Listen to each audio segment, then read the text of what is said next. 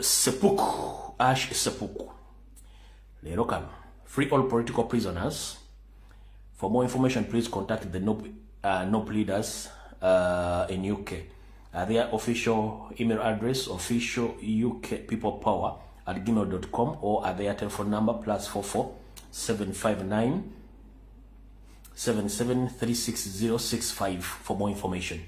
Abakulembeze ba national platform gwanga ya Bungereza sakone people bakutegeza bagenda kubere kwekana kasa ngena kuzo mwezi 21 mwezi ogoloberebere 26 nga kusawa nyezo msana paka saa 10 za kaongezi ne bakuga bagenda kwekana kasa za ku House of Parliament Square London endagiro SW1A OAA kuna kurokusatu ngena kuzo mwezi 21 ndozera obaye wiche nomba setegerezo ndyo wiche na kurokusatu bakugamba pera mbonji akarango keko kenyini akabakulembeza ba national platform gwanga lya Bungereza kale mwinaba na Uganda buli omu nkwagala nkutegeeza mu Bungereza genda webeyo obiri mbonji wachi obo wagira NRM obo wagira FDC obo wagira DP bakibina ki mu Uganda njara kutegeeza buvunanyizibwa bogendo kweta mu kwakalakasa kuno lwachi kyetukusomesa olwo kyetukugamba olina kyotamanyi gwagira NRM ng'ekyana kyatulera nenge kisisika maaso tekimanyi abasajja tebalimbi abafuzi abasajja bali mu occupation batwala nsi ogejuluza tuwagira NRM nawe nkusaba ona ku range kulokolo kusatu ogende obere mu kwekalakasa Bungereza kubanga ekiddako butajja government ya Museveni bifonga natanalaira kiba kitegeeza ekiddako temujja kyagala obwagira NRM matoju wagira ekijjako tujja kyagala. All right, awo mvuddewo mu kalanga kakabungereza kati njira tandika olwengenda soka boss security alert bwe mara boss security alert more information then tuleka tusimbule video eyatulese security alert esoka security alert esoka yeno wano wamanga buli comrade yenna nga obadde ku campaign trail president ngoli ku bodyguard oba oli mwana mawulire ngenda kusaba esimu zo ezimanyikiddwa eziri mu public domain zobadde okozesa mu campaign zino zitubaddemu line eyo gijjemu ogitereke wantu n'omutogo esimba bakisobola kusooka ogutereke wantu ofuneyo simu card empya ogiteeka mu kasimu akakatoki ocommunicating n'abantu bobomanya beekyama otherwise botakikola bajja ku trackinga bakufune. Ekirala mulekerawo okukola video nga muzita ku social media nga mulaga embeera gye mulimu mulekerawo okukola video nga muzita ku social media nga muziraga embeera gye mulimu. 1 mu Uganda mulimu Abachina n'Abakorea n'Abalasha ojja ku recordinga video gite bajja kumanya IP address wa recording the video eyo goyinza okozata basobola kumanya nti basobola okukwata video ne bagiteeka mbibo bikalimagezi bamanya IP address wa recording the video basobola okufuna kati njala tubere bakala ngo wana bomusota bakabulaza mwenna omanyi wabadde mu struggle line ziri publicly zibadde zimanyikiddwa zijje mu simu yo ofune akasimu akatono ogule line empya obojiguze manya ga mukwano go oba gwa mwanyo ko baga kitaawo jobokozesa to communicate era ne obadde obeera nga bamanyikiddwa shifting okko kyusa mukko mu nkola ya labada style kyusa woman ngo bade campaign trail president ngo bade bodyguard obadde amonna mawule kyusa mukko katono don't panic ne kyusa okitegeera era abantu abadde bakubira ku ile simu bagambe tebadda kuddamu kulaba until further notice security alert esooka security alert yokubiri ndi wano tegeeza abakulembeze ba national platform abalondeddwa n'abagudde nti omukyala Anita Amongi abadde speaker parliament ya Uganda nga nakati akyali kubatandalayira saako ne mutabani wa Museveni DDG drinking general Muhoozi Kanyarugaba n'ebitongole by'okwerinda saako ne bossi wa Nyandi Yusuferiti bahabulwa lutabayisira mutabani wa Karekyezi ensi yatabizizidde ensanga bisibe nanyini kabuyonjo etambula balina olukwe lubagala okukola before nga temunnalayira video janakoza unakulwa jo yeke nyini nga agamba nti nopu yali yategese olukolo okutema atema abantu bijambia era n'akissa ku muwanga kivumbi bagenda kuddayo ku nkola yemu gye bakola omugenzi Seggirinya n'omusibako ebijambia paka lwe bamutta kati obanga oli mukulembeza national platform naddala balondeddwa n'abagudde ngenda kusaba wegendereze endyayo entambula n'ensula. Anita Amongi ayagala kuddamu okukola akasengejja nga temunnalayira. Anita Amongi yagambye Museveni tulina okuddamu okukola akasengejja nga tugenda kakola nga tuyita mu nkola ey'okusiiga ettoomi abakulembeze abalondeddwa, tusindike tiimu z'ebijambiya zigende mu constituency zaabwe zitema abantu, but mostly abantu abatema bawagira babateme, then batandika okuplantinga ebijambiya n'okulireetinga omubaka oyo ku butemu obubaddewo, then police ejiraidinga amakaago bakukwate bakuteekeko emisango bakuteekeyo oleme kulayira baddemu bategeke okulonda mu constituency. Kati MP yenne yalondeddwa neyawanguddwa mu National Platform okutegeeza Speaker Anita Amongi, Muhoozi Kanyerugaba, General Salim Saleh ne Museveni balina enteekateeka etandika obafuliminga ebijambiya mu constituency zammwe nga mwakamala okuweebwa obuyinza obwo. Kati muganda wange gwe MP ali eyo, essaawa zino wandibadde olimitinga communication zo, essaawa zino wandibadde nga wakoze dda evidiyo eziraga nti oyimiridde n'abantu bo, essaawa zino wandibadde wakoze dda vidiyo eziddayo ku ground okutegeeza abantu ki ekigenda okuddako, era ng'essaawa zino wandibadde oli musaale nnyo mu kufandinga abaana bonna abali mu mbeera embi clandestinely nga tozze mu public kutegeeza nti ofandinga omuntu yenna naddala abaana ababadde mu struggle abali mu kubonaabona. So ngenda kutegeeza mwegendereze nnyo baba MP mwenna bagenda bafuliminga basinga obungi. Kati bwe mmala bagamba ekigambo ekyo era mukitegedde bulungi nnyo, wano wenjagala okuteeka essira. Honorable Muwanga Kivumbi, Vice President Buganda Region, nsaba okutegeeza sebo kwata obutambi obwa kamera mu makaago, kwata obutambi obw'abantu bali kodinze nga amagye gatta abantu mu makaago ngera gasitulimira nga gitwala obutuwale ku media, ku mainstream media za Museveni obo social media ebute tubutambuze ng'obudde bukyali. Bw'otakikola gwe omuntu agenda okusooka okukwatibwa n'okuteekebwako emisango gy'ebijambiya. Jjukira omwezi oguwedde nagamba Muwanga Kivumbi nti abasajja bali walutamaguzi, bwe bava walutamaguzi bajjawo. Ani ali ku vidiyo eyo? Nagamba Muwanga Kivumbi nti abasajja basoose walutamaguzi, bwe bava walutamaguzi bajjawaani bajjawo. Kati bantegezeza kutegeeza okusinziira ku sources zange ziri ku mmenzi ezibba ebyama. Muwanga Kivumbi bakusabye oto obutambi obulaga obujulizi nti abantu abatemyetemye abantu abakubye amasasi ne batta abantu mu makaago, oto obujulizi obwo Museveni nga tannakufuleminga kuba gwe ogenda osooka. Bw'otakikola tobaako Munnayuganda gw'okaabira, tobaako kintu kyonna ky'ogenda tugamba, tobutambi with immediate effect. Yes, wagenza okuziika abantu abattiddwa, good enough. Ekyo kiba kyexposing Museveni nti yagambye nti abantu abattiddwa badde bagula tebadde ba kitundu ekyo. Already kati oba omwexposing nga wano. Tukyali mu security alert. Munsonyiweko nawala okugusa ekintu kino. Mulindeko wano katono nnyo. Oba nakapro no. Mumpemu dakiika emu.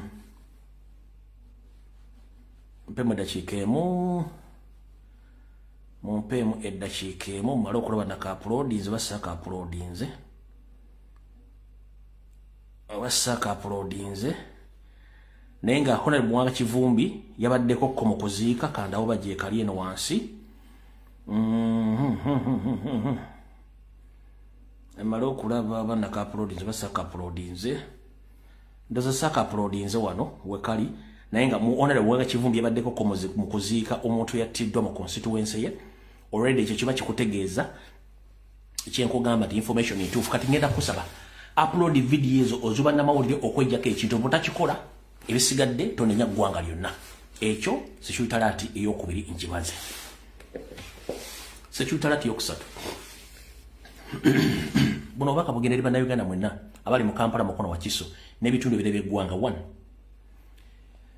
Bw'oba omanyi nti oyagala ensi yo n'enkyukakyuka ngenda kusaba current tuli mu revolution tetuogera tukola bikolwa nabagamba nga tuyingira campaign mbagamba tusoke tusaleko kamera zonna ez'okunguudo nakibagamba tusoke tusaleko kamera zonna ez'okunguudo eri bakamulede abajja ne bakizanyiramu current lolwo tuogerera Museveni yayingiza abanyarwanda basula mu compound ya Naguru Police Headquarters ne ku CID Headquarters ekibuli bano mu mulimu gwabwe babasindika strict genda kwataakinga abantu abakunganye mu kitundu ekimu nga kamera feed bawadde nti wano abantu baba tebakungana kati already mbantu bemukungana bamu mulimu abantu bambega bangi nnyo nga mbega omwogera ye naagenda n'asindika message ku simu muba muli awo immediate nga lwaba balumbye kitegeeza nti bajja feed ku kamera ezo nenga ndabagamba musoke mu digging line za kamera muzisimuleyo ekyo nakibagamba muzisaleko abantu bajja wano ne bamanyira ne banvuma bakomredi benyini kati exactly what kye ndabagamba kikigenda maaso so njala bagamba mwenna bana Uganda olutalo tugenda mu lutalo lwenyino lwekiyekera nabagamba musoke mujjeko kamera ezo ne muba togeze waggulu jiwalamba mumanyi ngeri gye batambuza mu line za kamera ezo mugende mu digging musale kamera ezo lyoke mutambuze ekitundu mukikubanga abanyarwanda bangi abatemu aba M23 n'entarahamu eziri ku poliisi Naguru n'abali ekibuli abagenda abasindika okugenda okutemula abantu mu bitundu wala era nga n'abantu abakuba abantu amasasi n'okutemula mu Buganda abantu abo bonna ba M23 abalala bava Sudani abalala bava Tanzania bala Banyarwanda tekuli muna Uganda n'omu muna Uganda abeera campus director muna Uganda abeera campus director tabeera amanga them bano basindika busindisi kuterrorizing abantu bakuba kati njala bategeeza buli muna Uganda ena gy'oli nkwegayiridde mukolo omulimu gwa clandestine lero ngenda babulya kyekyokukola na buli kimu kigenda maaso security alert nayo njimaliriza kati ebisigadde tujja kuba toyongera mu maaso kati awo ndowooza njala tusimbule video security alert zikoze ekiziwedde video tugisimbudde tutya okusookera ddala buno bubaka president bwatuwadde ng'ali ku NTV olwaleero buno bubaka president bwatuwadde ng'ali ku NTV olwaleero kansooke tubuulire bulungi nnyo ebyalangiriddwa akakiiko k'ebyokulonda wabula si wait a minute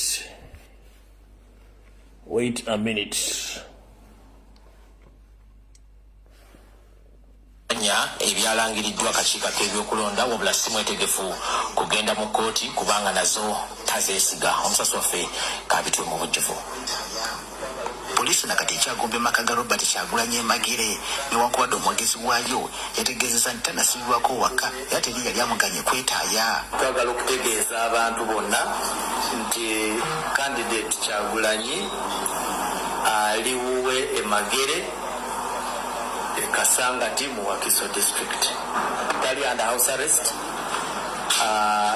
Bwe tuba tuli baako arrestinga Kyagulanyi tuba tujja kugategeeza tubawe n'ensonga lwaki twamukutte.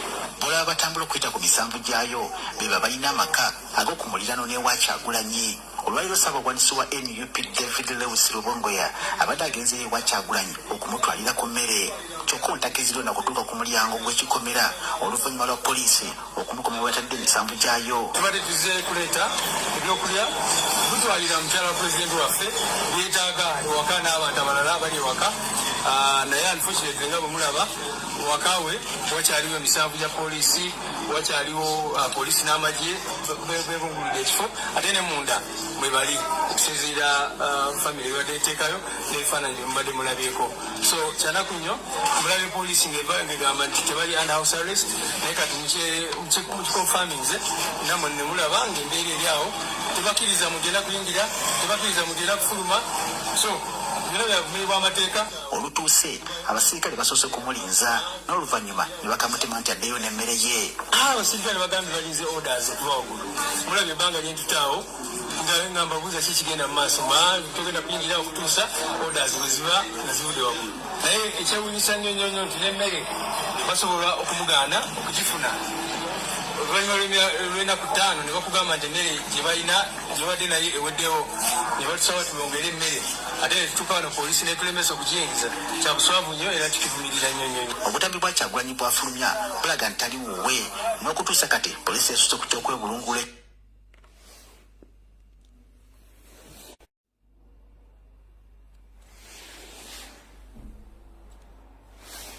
All right. Mukitegedde byebyo president ebyakalu yabiganyiriza tisiyaziganye era nagaba genda mu kooti kati waliwo akakodyo ulira president yagambye ebyavudde mu kulonda tabikkiriza ne waliwo akakodyo waliwo ba state agent abaagala okuteekayo omusango mu kooti nti bo babiri byavudde mu kulonda kuno kuliko ne munyagwa mugati gwa bata abatudde Anita Amongi n'abala ba state mafias mbagende bawabire kuba balina size baagala okulobinga n'atone jero kiri wakiwanuka ne karugire for kyonna kigenda maaso nti waliwo awabi we are concerned about the court case against Museveni's what Museveni's theft oba against Byabakama we are less concerned about that so nenga president njala obagamba president buli omuwali beera mukakamo ngoya kigenda okuddako eyo nayo njimaliriza bulungi kati njagala ulirize bulungi nnyo ekigenda maaso njagala osalemu kapaati kano okateeke ku TikTok okateeke ku TikTok okateeke ku X SpaceX okateeke ku Facebook lwaki mpuliriza muganda ange ina joli nkulamusiza okansonete bulungi bwe tukola emirimu gye mu struggle abasigala ku social media nga mukyayogera mbalamusizaako amanya gange nzero ombuye nsaba n'obuwombefu okutegeeza n'okusaba muganda ange tokwata simu ku recordinga video kulwanagana oba kuvuma ba MP abalondeddwa n'abo abagodde nkiddamu comrade andabidde emyaka 7 ngenda kusaba tokwata simu yo ku recordinga ng'ovuma MP ovuma MP yagudde ne yawangudwa national platform tomuvuma tomalira ko budde wadde okona data ngo muvuma oba omukonde eminga oba omuforcing okujja into action okudemandinga president is victory no don't kibakakatako okola ekintu ekyo njala soka kugamba ekigambo kino kiwuliriza bulungi nnyo president yagamba with or without politicians we have to remove the dictator with or without the politicians we have to remove the dictator era badde akugamba nga lunye nti kabere comrade wenga amulaba ilimu embaliga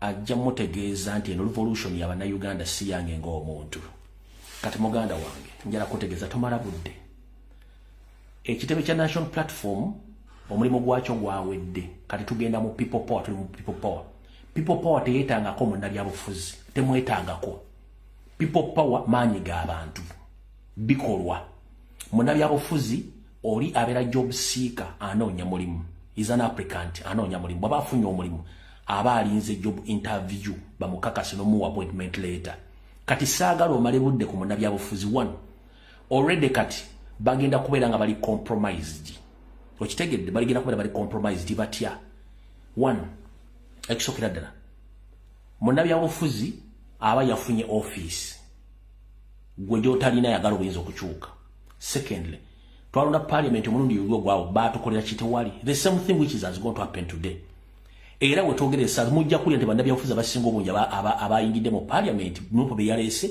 nti Museveni yaba compromises bonna babaguze kubanga Museveni ali ku pressure ayagala soka compromise nga buli MP yenna yayingidde amuteeke ku side ye nenga amulese mu kifaananyi kya national platform era sola mukkiriza okwogera byagala nenga tagenda kukola gukyo yagala akole tagenda kufandiga tagenda kuvaayo gerenga kyo yagala ngenda kugamba with or without politicians we can make it so tomala budde bongo bavuma kuba tebana kibagenda kukola one kati bali mu public domain kyangu nnyo Museveni batagetinga n'abakwata before n'okulayira kwabwe kyangu nnyo Museveni bakwata n'abateekayo before n'okulayira kwabwe ngo batadde ku pressure let them be where they are bobanga nga bali putufu bali ku kituufu bajja kikola tomala budde kuba MP mbo barakalakata baveeyo no ali ku mulamwa nga yazze ku mulamwa ajja kikola silently atali ku mulamwa agenda ku celebratinga ojja mulanga bamuwadde mainstream media bajja mu airport andiko okwerogozza okwogera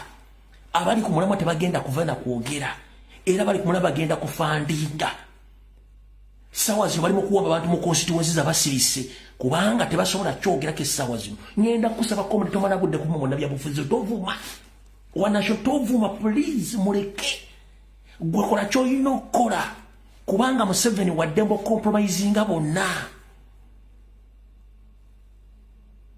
Museveni waddembo compromising bonna so tobamalira ko budde kiddayo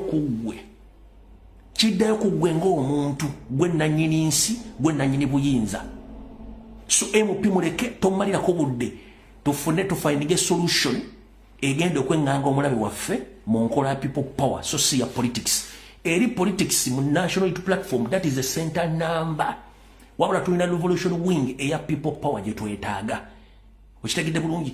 Don't be surprised about agenti ba MP basinga obungi basinkanye ddamu 7. Don't be surprised.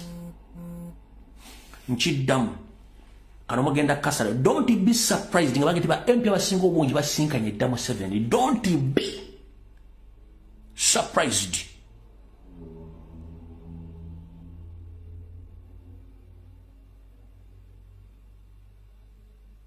So saagala omalire ku budde. Focus yo giteeka ku president yatuga nti buli omuli Kyagulanyi osobola okukola ky'olina okukola. Bw'onoomala okussa ekyo mu bwongo togenda kuddamu kumalira budde kuba MP mubaleke.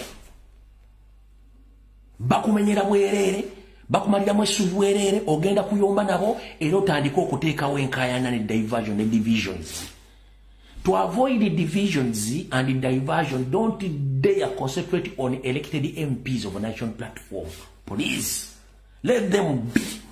Muwaleke nkugambye kijja kulumya omutwe nga bakugambye ni 7 yabasinkanye kijja kulumya omutwe wagenti Anita Among yabasinkanye kijja kulumya wagenti Anita Among agundi Salimu Sali yabasinkanye munnaku ntono nnyo kati baveeko tobatemalira ko budde waddamaanyi. Please tokola video kubalumba oba okulitenga division ate ne programu ya fobo jita. Please ne programu obo jita otya. One, already abantu bali set kati gobo mala obudde bwandi badde wamu tactics n'okugumya abantu nobagaba tugenda kuzzaako kino n'omala ku MP kitegeeza n'abantu ku ground abalonze MP baganda tekata bana baba MP babavumira kyessaawa zino kitwagala okavoiding ekyo. Focus ku people power, focus ku kintu ekigenda maaso. To focusing on MP baveeko. They are already compromised. They are going to be totegana baveeko ndoza tukiriziganyiza naawe ekyo tuvuddewo. Alright, njagala okubaza bakomredi baffe omu South Africa mwe bali kwekalakaasa olwaliro kanzanya akatambi kammwe kano then tulyoke tugende mu maaso ne video eyatuleese kuba nina okwebaza. Ngero kubaza bakomredi omu South Africa mwe bali nnyo mulimu gwe mukoze omunene guno tugende mu maaso. Ddala bannyabu abo bonna badde beesimbyewo nga bamemba Parliament njagala kubawa message mwagenze mu kalulu nga mwagala genda mu Parliament naye abasinga babajjeyo nga booyoola enswa n'oziteeka mu ki n'oziteeka w'ozitadde.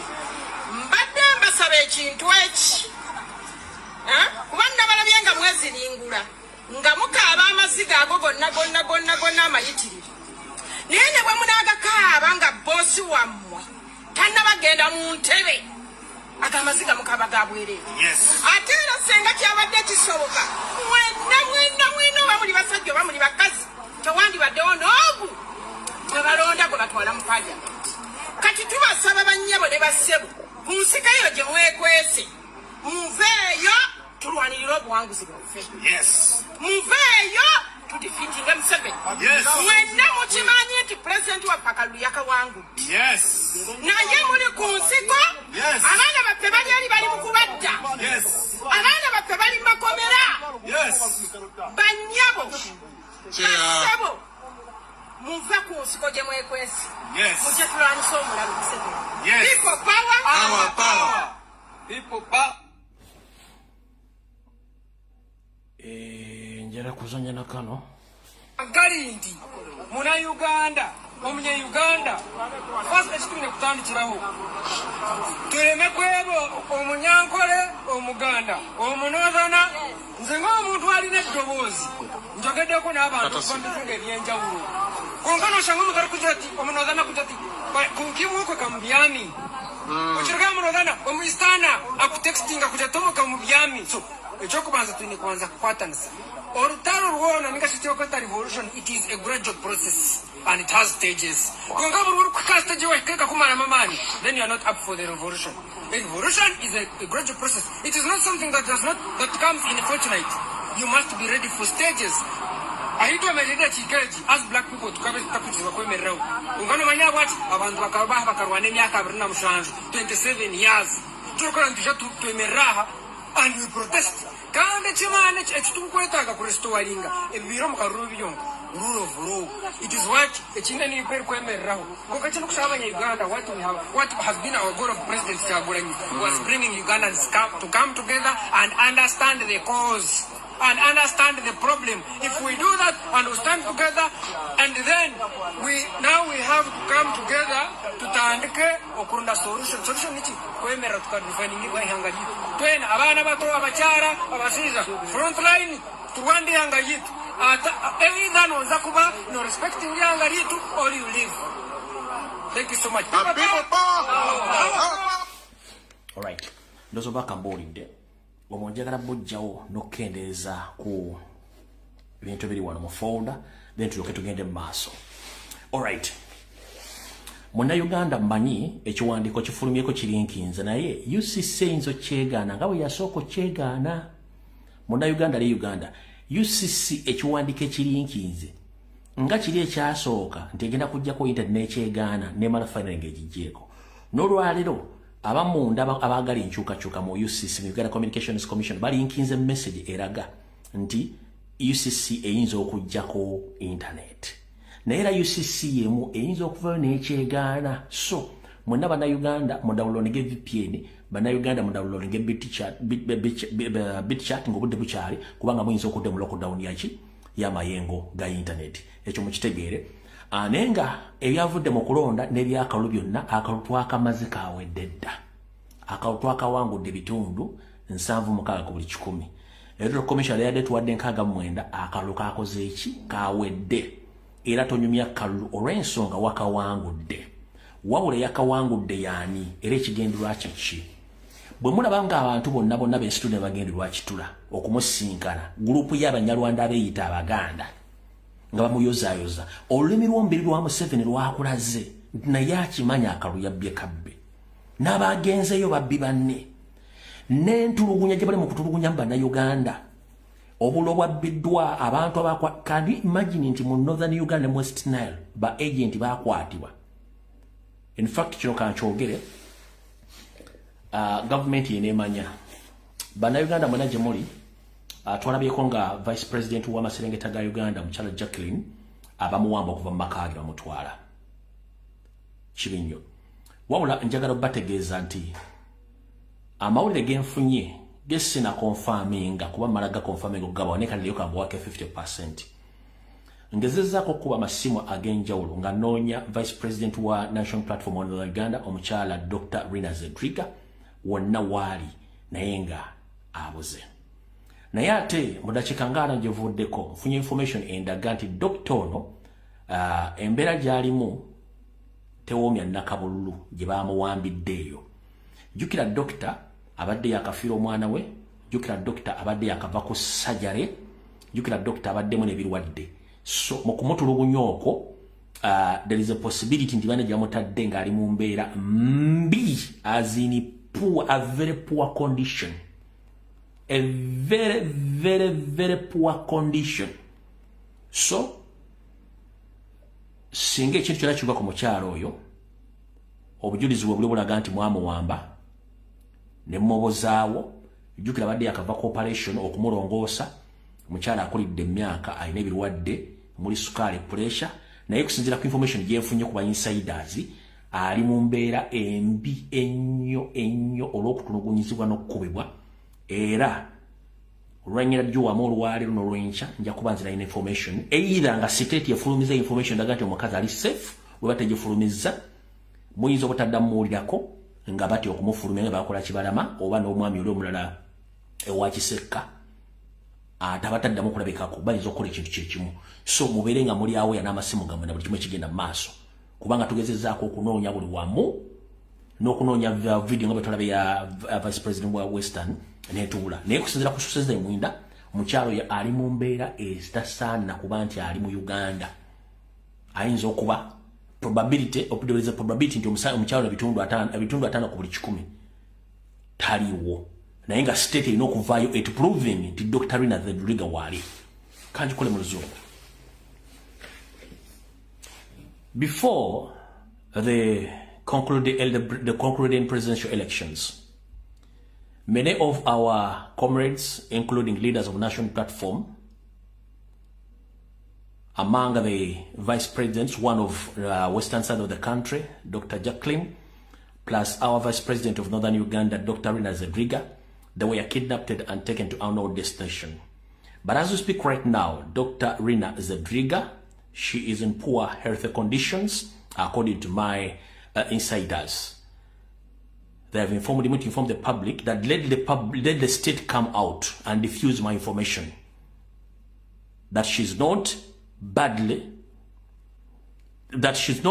in a poor health condition and she might die very soon because recently she went for medical treatment and she went through a very successful operation and she had already suffered from different diseases which were needed to be treated abroad, but unfortunately during this period of time she was kidnapped and taken to unknown destination by security operative, but I've been informed that she's seriously in poor conditions.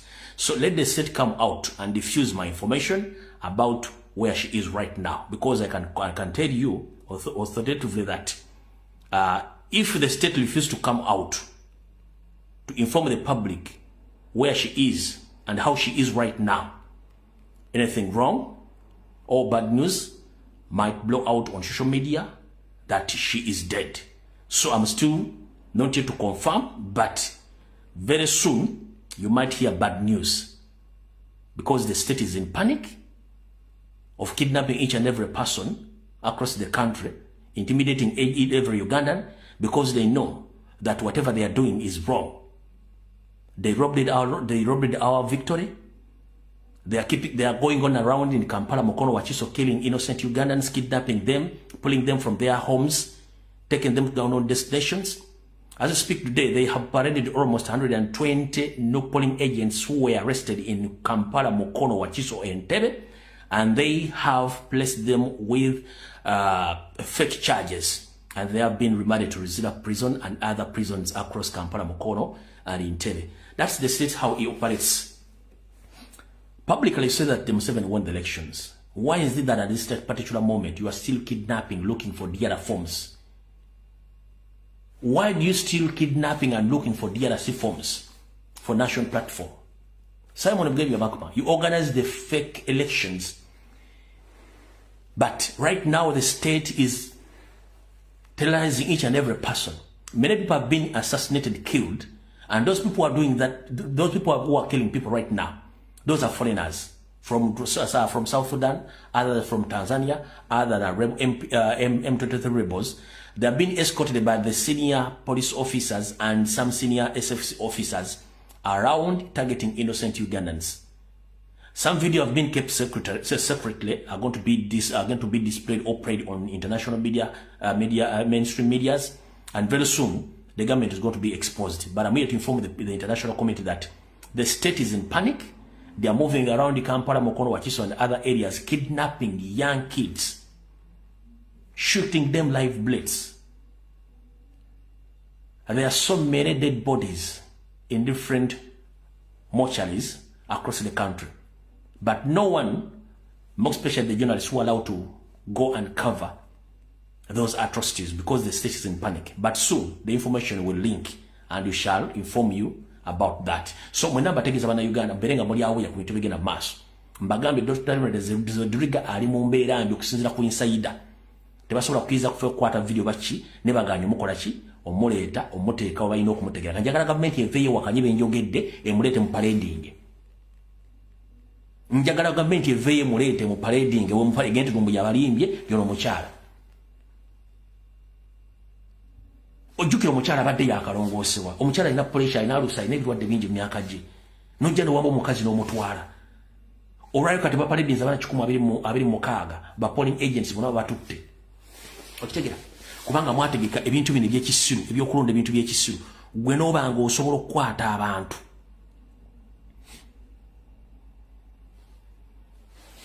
gaga n'amanya gonna zizo plus charges gaga amanya gabataddeko nga kusomera amanya gano mwena bana Uganda abadde bebuuza abaana bamwe bawambe ba polling agent omu asooka muyita Nakanwaji Anet kuliko Namakula Robina kuliko Nasazi Joan Elakunda Farida kuliko Nantege Aida kuliko Motesi Shamim Buobe Shafik Agaba Ibrahim Wafura Antone kuliko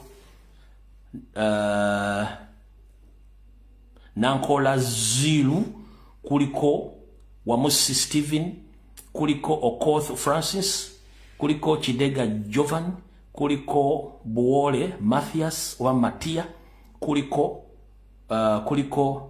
Luwechure Alex kuliko Tumuhayure David kuliko Taremwa Jonathan kuliko Semoju Elvis Mambo Fred Biekwaso Henry Motebe Ronald kuliko Biansi Charles Waiswa Rashid Ranga Raymond Mwebaze Gerard Kagwa Ronald Mosoke Mogabi Ibra Sendege Vincent Kanane Ramadhan kuliko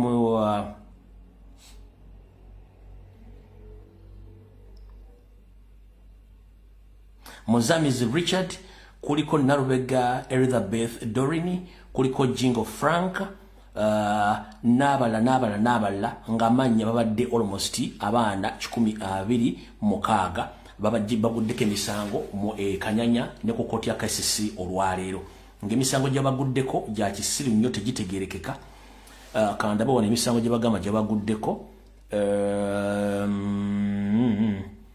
emisango gyabaguddeko era girimu ebyo byasime bagayo bati on 15th of January 2026 at contact zone Kamocha Central Division in Kampala region and Kampala district did an act of making noise, shouting that NRM is rigging votes while holding papers with writing on the appointment of polling agency, humbly causing common nuisance or inconveniencing the exercise of the common rights.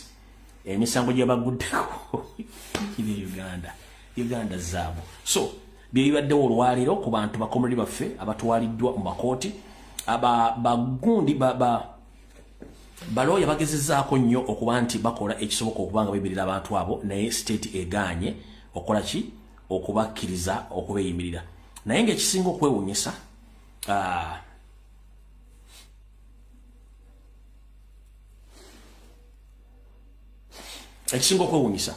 nti emisango gyabaguddeko ate gye badde balina okugula ku ki ku NRM baloya bano babaddeyo olwaleero kubaddeko ow'ekitiibwa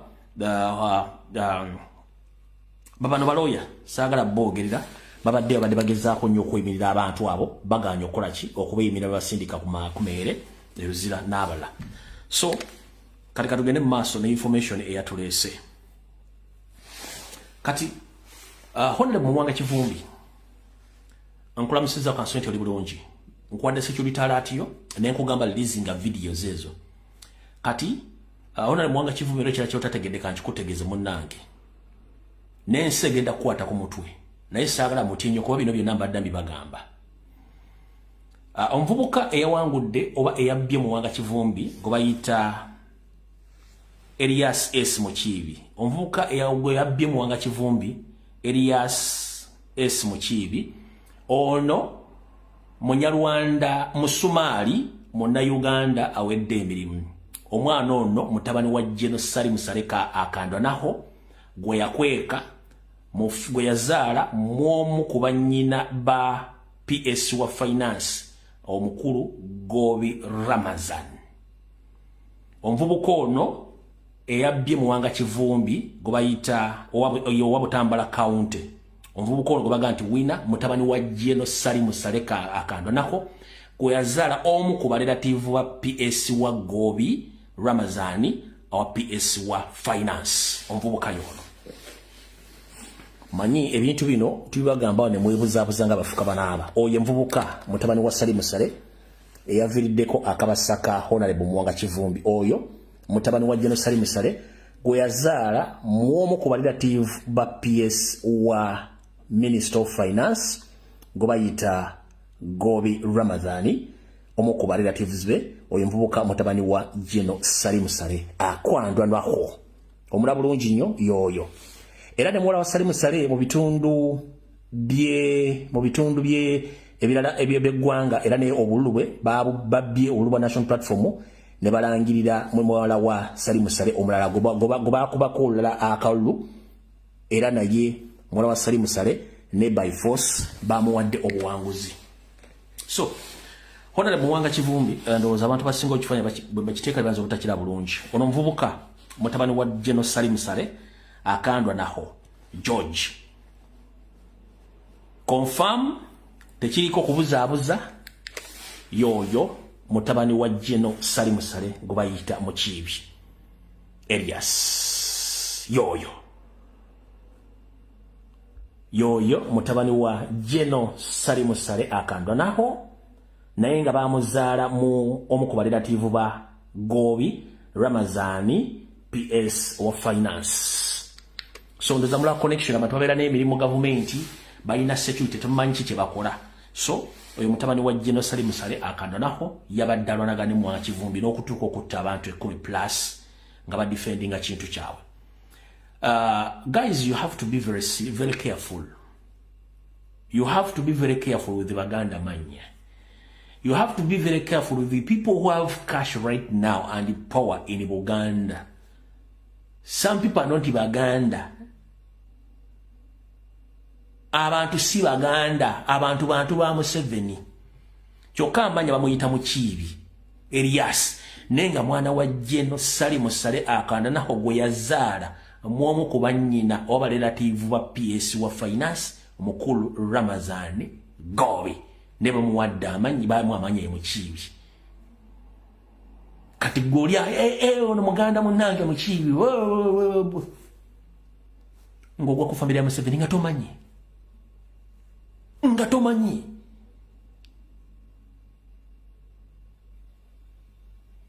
Ayagala okuwakana zisigana kuwakana kwata essimu y'obuuza abantu bajja kuwa information. So Muwanga Kivumbi twategera mutu yena ko olwana naye yoyo kuwala ogobadde olwana naye omutegedde bulungi nnyo. Kati bwe tuva awaawo ebintu bingi ebibaddewo olwaliro mu kubba obululu mu kukola ki ezo stories zetu twagala tuzigendemu. N'olwaliro njagala tegeeza eggwanga nti mukyala member parliament gundi mukyalo ono owema wogola Namoga Goretti wewaddeko security alert nena nakuwako security alert endala. Njagadde nzanya akatambi kano ensi etegeere bwe tuba tubagamba abantu tibana abasajja tibalina mu dini mukutta kubanga we are under occupation. Njagala mulize Namoga nga yogera security nena lina jimu wadda naye njagala mujjawulire nga ajogera nga ye nga nze soogedde bigambo byange kuba obukutu gwegula abantu bangi nnyo mu nsi yonna nga nabo kwe bali abatemu. Njagala muwuli omukyalo nga yogera ebigambo bino kubanga baagala kubatta basinga obungi ngambe bagenda fuuka ekizibu gye bali. Njagala mujjawulireko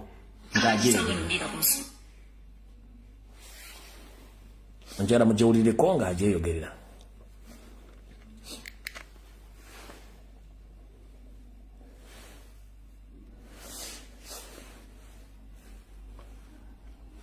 Sawe no ndira kunsi bana ngendegalo bategeza nkoye ntulugunyiziddwa ekimala nesaba okutegezebwa kubanga ngenza okulaba basobola okufiira mu kimugunyu olebo wano vaawo duka wano duka wali saba okutegezebwa wabaawo ekintu seeko bano wammanga mubabuuzanga kyekya Sinnamugo kasita mulaba nga afudde mu nfe etategeerekeka kubanga kati ndi very unsafe nsirise naye ngenza okulaba nja kufiira mu kimugunyu asooka yeyone Banifa Kawoya meeting izo nazo nezikole is planning ebifudde zitunda mu njuyi bannaabo abamu abali mu kunsa olina afuna gantu na bwonkubuuli tetuganye n'ekino kiyitiridde omulala yedezi by'omuswalide kuba wadde akalulu kewange abatuwambye omulala ye mukyala Kagayi Jane Francis Anifa RDC Sembabule ono ye yafuuka mukozi wa Anifa asiiba wa Anifa byonna pulaani zonna ezitulugunya Sembabule bazipulaaningirawo omulala Faizo Seruwaji abo bana bwabako ekintuuseeko abo mubabuuzanga nti kyekise Namugga kasita muwulyanga nti sifiiridde mulago mu kaseera kano kendi ku nsiko kubanga bannoonya olunoonya lwesirabanga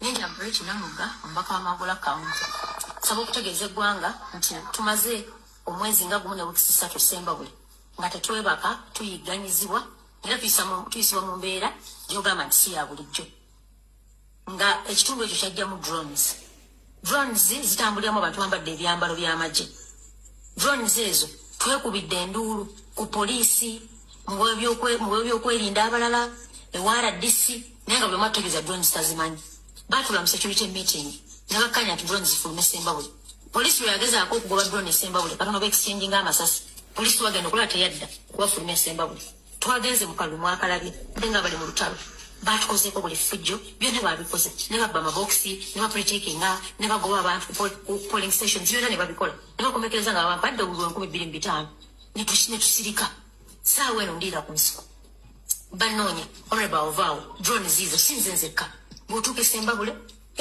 abantu bakodineta bannamugga tebakyebaka mayuni abaali ba agent tebakyebaka oteeka okusayininga forms ku lwampaka ate nga babagoba ku polling stations kubanga n'okulonda kwaggwawa mu kisaawa 5 awala mukage bokisi bazitwalyangawo nabo baagalidde kubanga effe waffe drones ezamaniginga akalulu ekyo ne tukigumira netulugunyizibwa mu kika ekyowaggulu ennyo kayagala okubategeeza lino eggwanga lyaffe teri muntu yasalako paati nti Anifa bakuwa Sembabule era nsaba okutegeeza omukulembeze w'eggwanga simanyi oba Sembabule baagijja ku maapu ya Uganda nti eyo buli omu akola kyayagala Anifa alowooza nti yakulira amagye yakulira buli kimu tagambwako buli fujja alikoze ku bannamagwa nsaba okubategeeza abawagizi bange bwe mulaba ekintuuseeko yeyo ensonga mwenna munkubira amasimu bonale bw'oli luddawa temugenda kumanya wendi naye mumanye nti gyendi ndiira ku nsiko duka wano duka wali duka wano so nsaba okubategeeza byebyo yembeera bwetyo bwetambula musigale nga muli bakkakkamu naye wewabaawo ekintuuseeko mbabagambye kubanga nkooye ekimala bakadde bange nkooye ntuusa okufulumya vidiyo eno nga mpulira neekyaye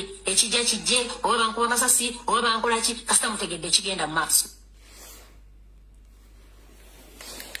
Alright. Omukyalo namutegeeza ne mugamba ebintu ebyo kati ndowooza abyewuliriddeko okuva mu bantu abo bennyini kati kyenjagala bagamba bannayuganda mubeere clear yamutegere bulungi nnyo. Okulonda twakuwangudde clearly kyovula banonya DRA forms banonya polling agent bakyagula basibe bonna abantu bonna baagala basiba which is okay kubanga mu revolution bibeeramu wabeerawo abantu abafa waliwo abasurvivinga naye ebintu byonna bifuluma kati ku social media byexposinga Museveni amagye okwenyigira muterevu mu kubba akalulu okukola effujjo kambalageko ku bimu byemubadde temusobola kulabye mutategedde mubira bulungi nnyo.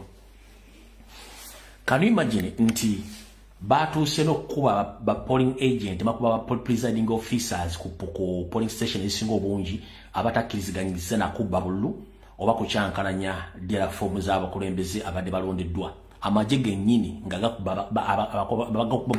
gakuba abantu ba electoral commission ba agent baki babesimbye video mwazire bulungi nnyo.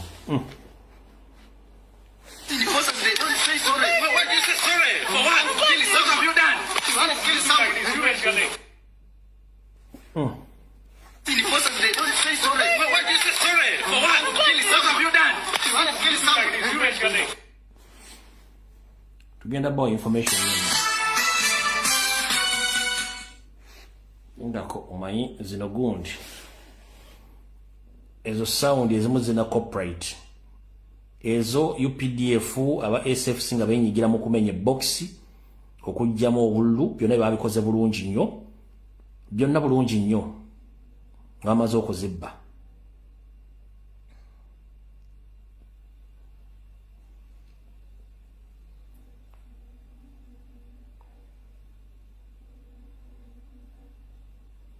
Ndozola bulungi nnyo byonna bakoze effujjo buli ffujjo lyetaagisa lyonna.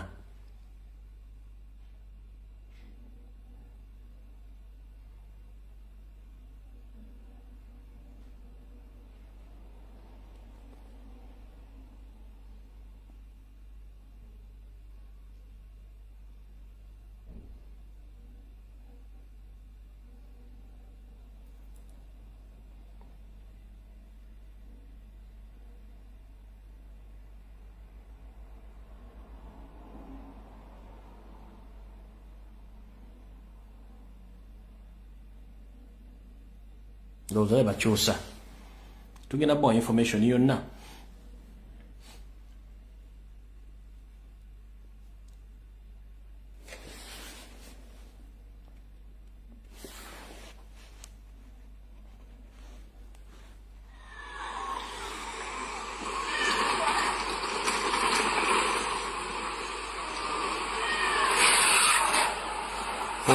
polisi yennyini amagye nga benyigira mu kuyiwamu obuki obululu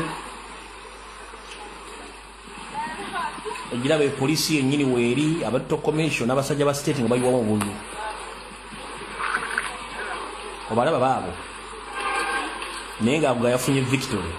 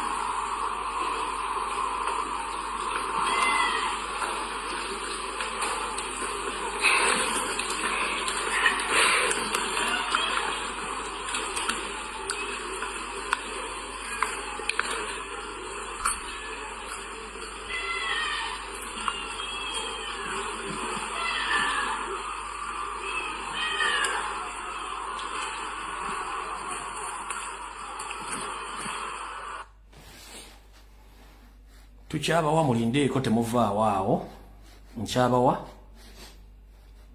nkyabaweereza bulungi nnyo. They cross check the names, they give you a random name. As you can see,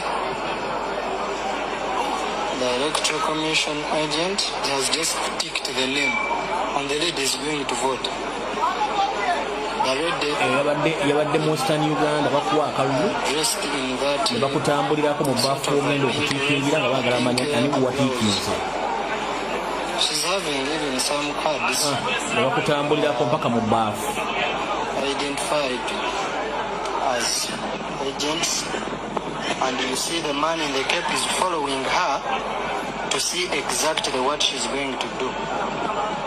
The one with umbrella is the electoral commission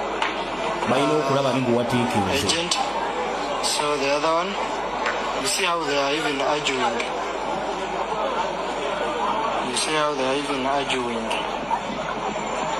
So she has ticked the vote and proved to them that she has to take the vote, because if you look at the basin of voting, Western Uganda, she's not going to vote anything. She's just going to press the vote already in the box.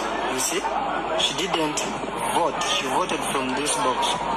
And if you can tell this one, the one with the cap is the one influencing, and to see what the voter has to vote.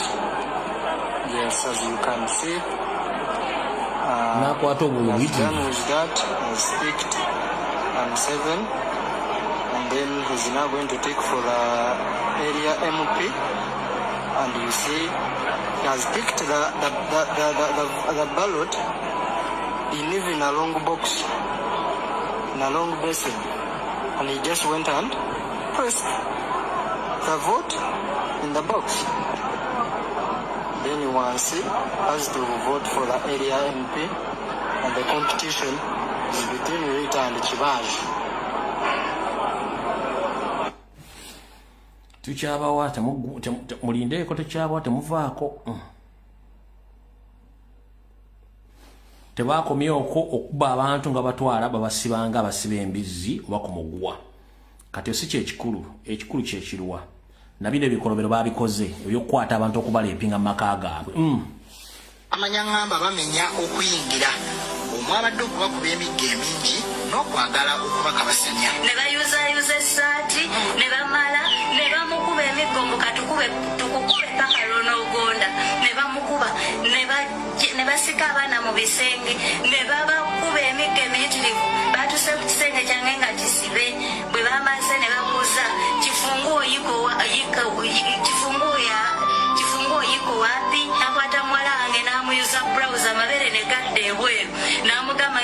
swipinga masoga mama wa neba nyoko kulira kaini mukugulu nadale nuansi nembisambi kuliranga kusto okugulu kubanga kulwentambula like bankulira obusto bungi kigambibwa nti mu bulumbaganye buno ebintu bya bukadde byayonooneddwa ensimbi ne zibbibwa nga n'abamu ku baana baatwaliddwa abakulembeddemu embeera eno. Ennyumba yonna bagyonoonye, sente zange bazitutte, amasimu gonna bagatutte, abaana bange aba yunivasite laputopusi zaabwe zibaddeko waka zonna bazasaayasizza, essaawa eno sirina bwe nzirukira. Akulira ebyo kati ate ekyasinza okubeera ekibi waliwo omusajja gwe balumbye mu maka ge ebifaananyi si birungi byakulaga. Waliwo omusajja gwe balumbye mu maka ge basanze akumye ekyoto kye bulungi atudde bamufoosinga okulinnya mu muliro ogwo n'ogukwatamu era omusajja ati yavudde ng'ebigere byonna biyidde bizimba. Ebifaananyi bino sobola bibalaga ebifaananyi bino sobola bibalaga bibi nnyo azini bibi tebyetaaga kulaba kuba ne video basobola ogisuspendinga naye kyemma nti abasajja bakoze fujjo lyonna. Ebifaananyi bino biteeka ku Facebook basobola obijjayo bibi ne byonna tujja bbiwa international community ejja kubanga esobola okukola ki ejja kubanga esobola okubanga eraba ebintu ebyo byonna n'obutemu bwagenze mu maaso nga babukoze. Kamalo kendeeza wano ku inbox yange kubanga yala kuwa kati information eddako bulungi nnyo nga maze okkendeeza no mu inbox. Kati mbadde nkyabategeeza ku nsonga eyo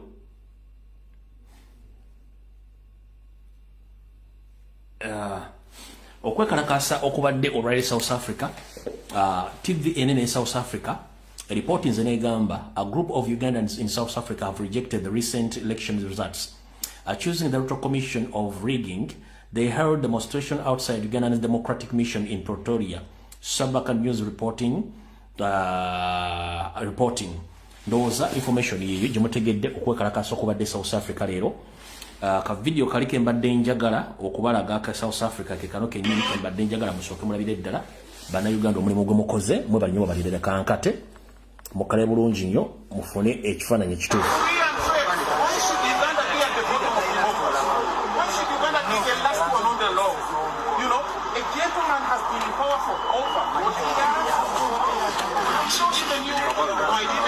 Since I was born, I've never seen any other president apart from him. This is a very, very serious problem. Look at these colleagues here behind me. Look at these colleagues. You know what jobs these guys do? These guys are into, you see these deliveries. These are delivery guys, okay? These are guys who work in people's homes. That same money is getting taxed down. We have to make it when you send, they charge you. When it gets received, it still gets charged. Yet when Museveni goes around the world, he belittles us, okay? He calls us kids. He calls us idiots. While we the diaspora are contributing $3.5 billion to Uganda's GDP annually, right? If we can contribute to Uganda's economy $3.5 billion per year, why don't we have any respect from the leadership? Why don't we have any respect from the president? Why should we have a president who locks up his competitor? Why should we have a president who takes the military to Bobby Wine's house, kidnaps him, does everything here? As I speak to you right now, the home of our president is under siege by the military. Our deputy president from the west is nowhere to be found. Our deputy president from the north, Madame Zebriga, is nowhere to be found. Hundreds of our leaders are nowhere to be found. Millions and millions of people are in a melancholy mood. If Museveni won the election, why was there no one to celebrate? Why were there no celebrations on the streets? Said smart labor. As innocent. But we have to say big things to him, so you deliver the message to the big man. He's in Kampala eating a lot of meat and celebrating. You know, yeah? Business celebrating. What are they celebrating? The thousands of people they killed, the hundreds of people rotting in jails, the policy staffing that happened, okay? The over 10 people that were remind you that our first deputy president is Mutamba, celebrated, or the billions of money that they use for biometric machines just get dysfunction on the first day. How do you spend billions on biometric and then on 14 days switch off the internet? Can you imagine? You buy biometric machines, you say the election is going to be the best, it's going to be transparent. And then on election day, you switch off the internet. The group, do you realize that we don't have? You must call for dictatorship. Do you realize we don't have leadership? Why should we be wasting all that money? Fully aware you will switch off the internet. All right.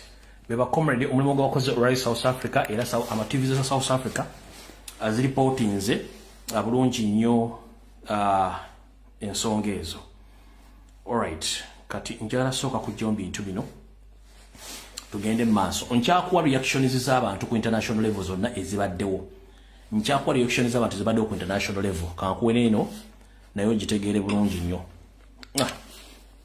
What is so unique about Uganda's system that makes it so hard for young people to penetrate? Unlike Senegal, we're still in the bracket of those African countries with octogenarians who have had the privilege of long stay, having come to power in the 1980s. And they've mastered the masquerade of democracy, right? So for young people, not just be piecemeal legislation.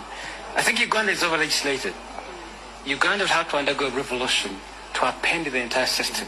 The only way a 40-year staying president can win an election is either by stealing it, killing people, or being violent. Now, I was going to ask, really, is it possible to stay in power for too long without being violent or without employing intimidation tactics? Actually, I have to pity the incumbent. Okay. That the only things he has at his disposal to enable him to win this election or to be declared winner is violence is core, bribing is very central, over-centralization of power, that you have the power to fire the EC if it needs be on the day of the election.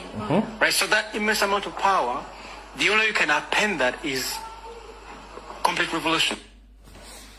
Zamutege tubaga twetaga revolution nga mutegeera kati nakano njagala nkabazanyireke eddakiika ntono nnyo kubanga obudde tulina butono nnyo nako mukategeere then tuleke tugende mu part 2 ya video kansokenzanye nakano mukategeere. It's not an election. It was a premeditated power grab and a military coup against the sovereignty of the Ugandan people. Superintended for the benefit of dictator Yoweri Museveni, who grabbed power by the gun and so despises democracy that he once famously stated that he cannot be removed by a mere piece of paper.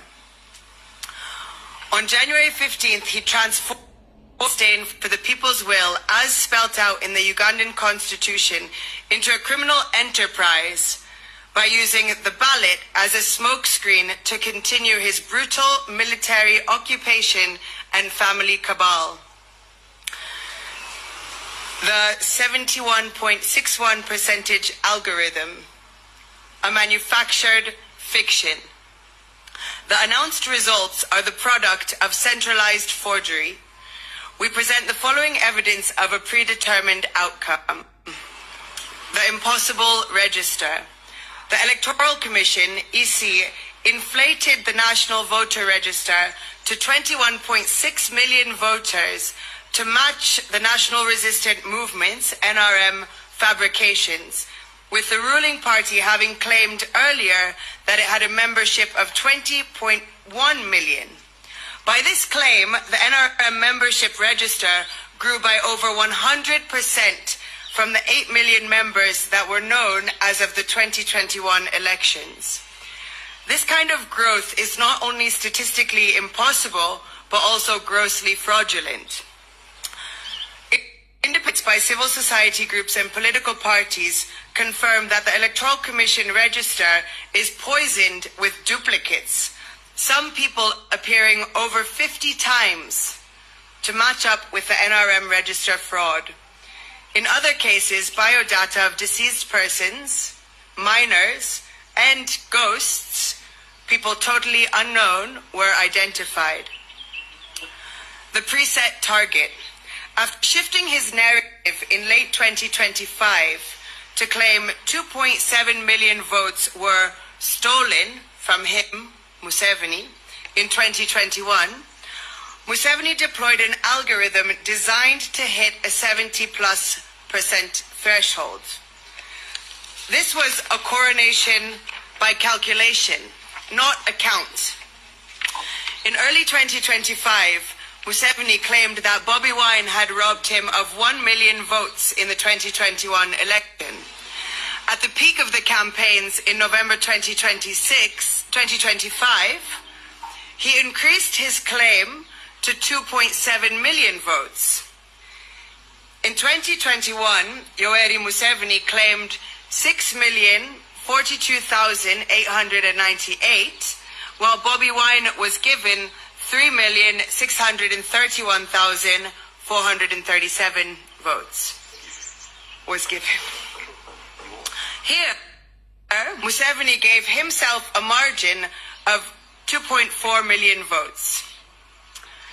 In the 2026 elections, Yoweri Museveni claimed 7,946,772 votes against Bobby Wine's 2,741,238 votes. The margin this time around is 5.2 million votes. The difference between the two margins of 2.4 million in 2021 and 5.2 million in 2026 is 2.7 million, the exact figure which Museveni says he was robbed of in the last elections. This can only be possible by a special algorithm of a predetermined result. A chorus of threats. And then go next. From General Muhoozi Kainerugaba's tweets vowing to crush opposition, to the parliamentary rhetoric of his Patriotic League of Uganda PLU group, members like David Kabanda, Minister Balam Barugahara, and NRM regime leaders like Speaker Anita Among and Deputy Speaker Thomas Tayebwa, among others, the regime months ago that the result was decided before the first vote was cast, similar to previous and regional elections. My name is Ndozo chitegedde. Obullu Museveni yerangirira nga n'akalulu akasooka tekannakubibwa. Museveni miliyoni 2.7 yayogerako nga tukiri mu kampeni wali nga avudde ku emujiyaga twamubba gye bayongerako okufuna victory gye yafunye olwaleero. Okitegeera gye batopinze up ku bululu bongerako ennamba gye yafunye n'afuna miliyoni 7. Fate n'atubba. So zomutegedde ebintu ebyo. Kati katugende mu part 2 eya video eyatuleese olwaleero. Katugende mu part 2 eya video eyatuleese olwaleero butereevu nnyo. Njagadde okusooka okujjawo ebintu bino wammanga biveewo. Kati Museveni nagambye wano nze nkusobola. Mu reverse psychology gw'ozannya wano nze nkusobola. Mujjukira bulungi nnyo Reverend Father gwe baakwata Masaka. Ne mbagamba nti the main target eyasookera ddala abamukwata nga bamu implicatinga kuba nti muwagizi wa Nuupu era badda facilitatinga Nuupu. Nenzijja nentekawo information bagamba nti tabangako muwagizi wa Nuupu kubanga family naye nyini bakiba NRM. Nembaga banyabo ne basebo Reverend Father ekimukwasizza bayina project zaabwe ne family ze bali bataddemu sente. Ne waba mu family member eyakyankalanya sente. Then Father namuteka in charge natambuza bulungi emirimu. Then bebalwa mu family business ne bafuna akasajja ne bakolagana ne government bamuteka emisango ja blackmail ja sente. Ejo kwata ada facilitating Nuupu Reverend Father ne bamukwata namuteka emidda. Era charges bamuteka kuba muteka emisango ja money laundering. Bamuteka emisango ja money laundering tumaze omwabya. Nyando bwe yabadde akola statement ng'ayogerako ne Banyarwanda banne. Jali ewuweri mu nyumba yaziika ko anko we Kaguta. Yagambye Father nti Father badde facilitating a national platform. Era kye kyamukwasizza. Nenga namwabya dde wano. Nabagamba kyangu nnyo okumanya Museveni kyagenda okukola ne kyagenda okuzzaako. Bw'oba omugoberedde bonna ne ttiimu yaabwe. Bali so easily to be predicted or bali predictable mangu nnyo you can predict Museveni's move and his actions.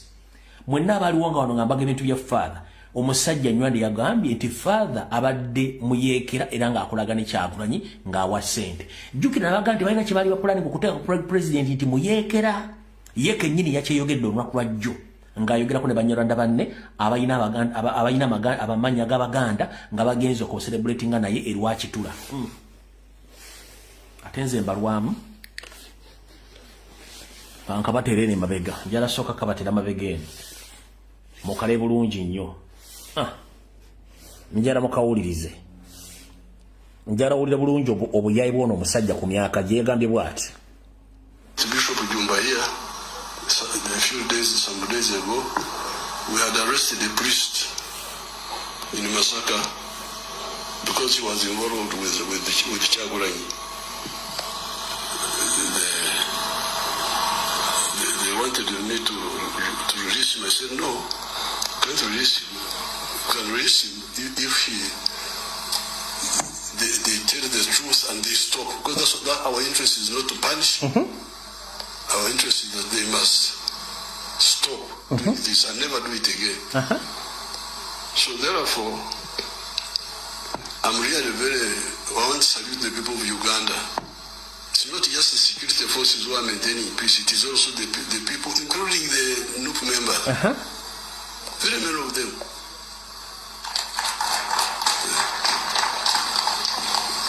I really thank the Ugandans. The Ugandans are you should be very careful with them. Yes, some of them have grievances, have this, have that, but once you go beyond certain stage, they will say, this one. In fact, what many of them are saying, Tetwagala and Sefu Kubanga Libya, that's what they keep telling me. We don't want our country to be like Libya. So all the traitors, this is free advice from me, that please stop what you are doing, because we know everything, and you will not do it. Either peacefully or unpeacefully, we shall maintain peace in Uganda. Now, in the coming Kisanja, ndowooza otegedde nti Museveni mwangu nnyo wa predictinga. Yagambye nti bamuwa information era agirina yakitegerako nti Reverend Father oyo abadde adiringa ne Kyagulanyi okufandinga obuyeekera mu Uganda.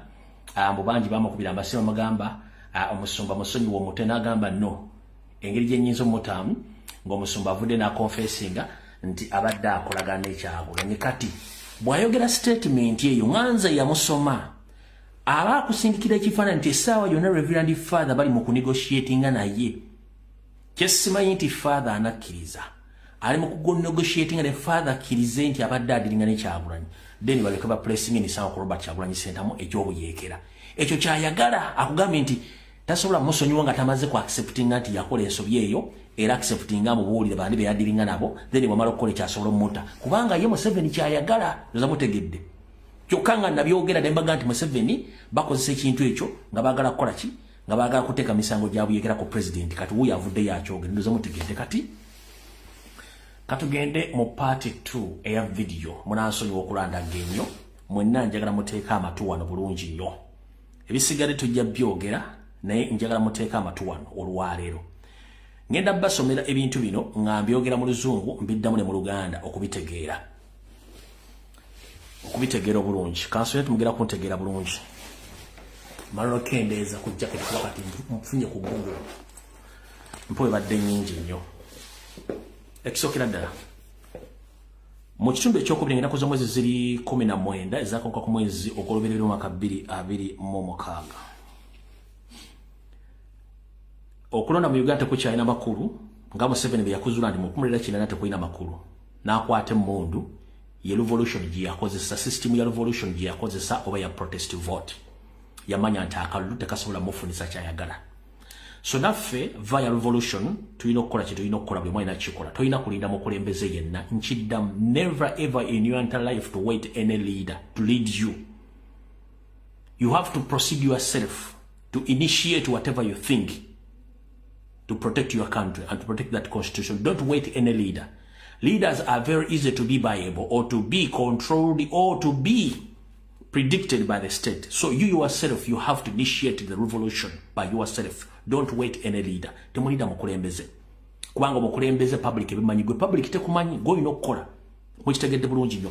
Kubanga kati njala kugamba ti singa bakwata omuntu gwogadde nti yagenda kukulembera oba ogenda kuzzaako ki. Kitegeeza nti revolution teba na mukulembeze. Revolution okutambula obulungi mumanya nti okay abantu baffe gye bali bakulembeze nti bo ne badde bali. Kubanga abantu bakibazze bali bisere bisinga bo baba bakwata mwate mugwamu amaanyi kati babalanga basirikidde nga mukola kye mulina okukola mulina okutambula lwaki. Ngenda basumira revolution B okuli ya Bufaransa n'okuli ya America nenga nyongera okugamba bwe tuba tugenda mu revolution ebera bwete. Revolution ebera mu surgical operation. Surgical operation ebera ku local level oba ku village level. You deal with the individuals personally. You deal with the individuals personally on local level. John nakugambye Museveni takola yekka. Museveni akugambye nti alina information buli wamu alina wambega. Ne mu church alina mbambega. Ne mu kereziya alina mbambega mizikiti ku kyalo. So buli muntu asabotage nga revolution yaffe oba okulonda kwaffe oba okuwangula kwaffe atandikira ku kyalo. Kati revolution zonna zitandikira ku ground level, ku village level.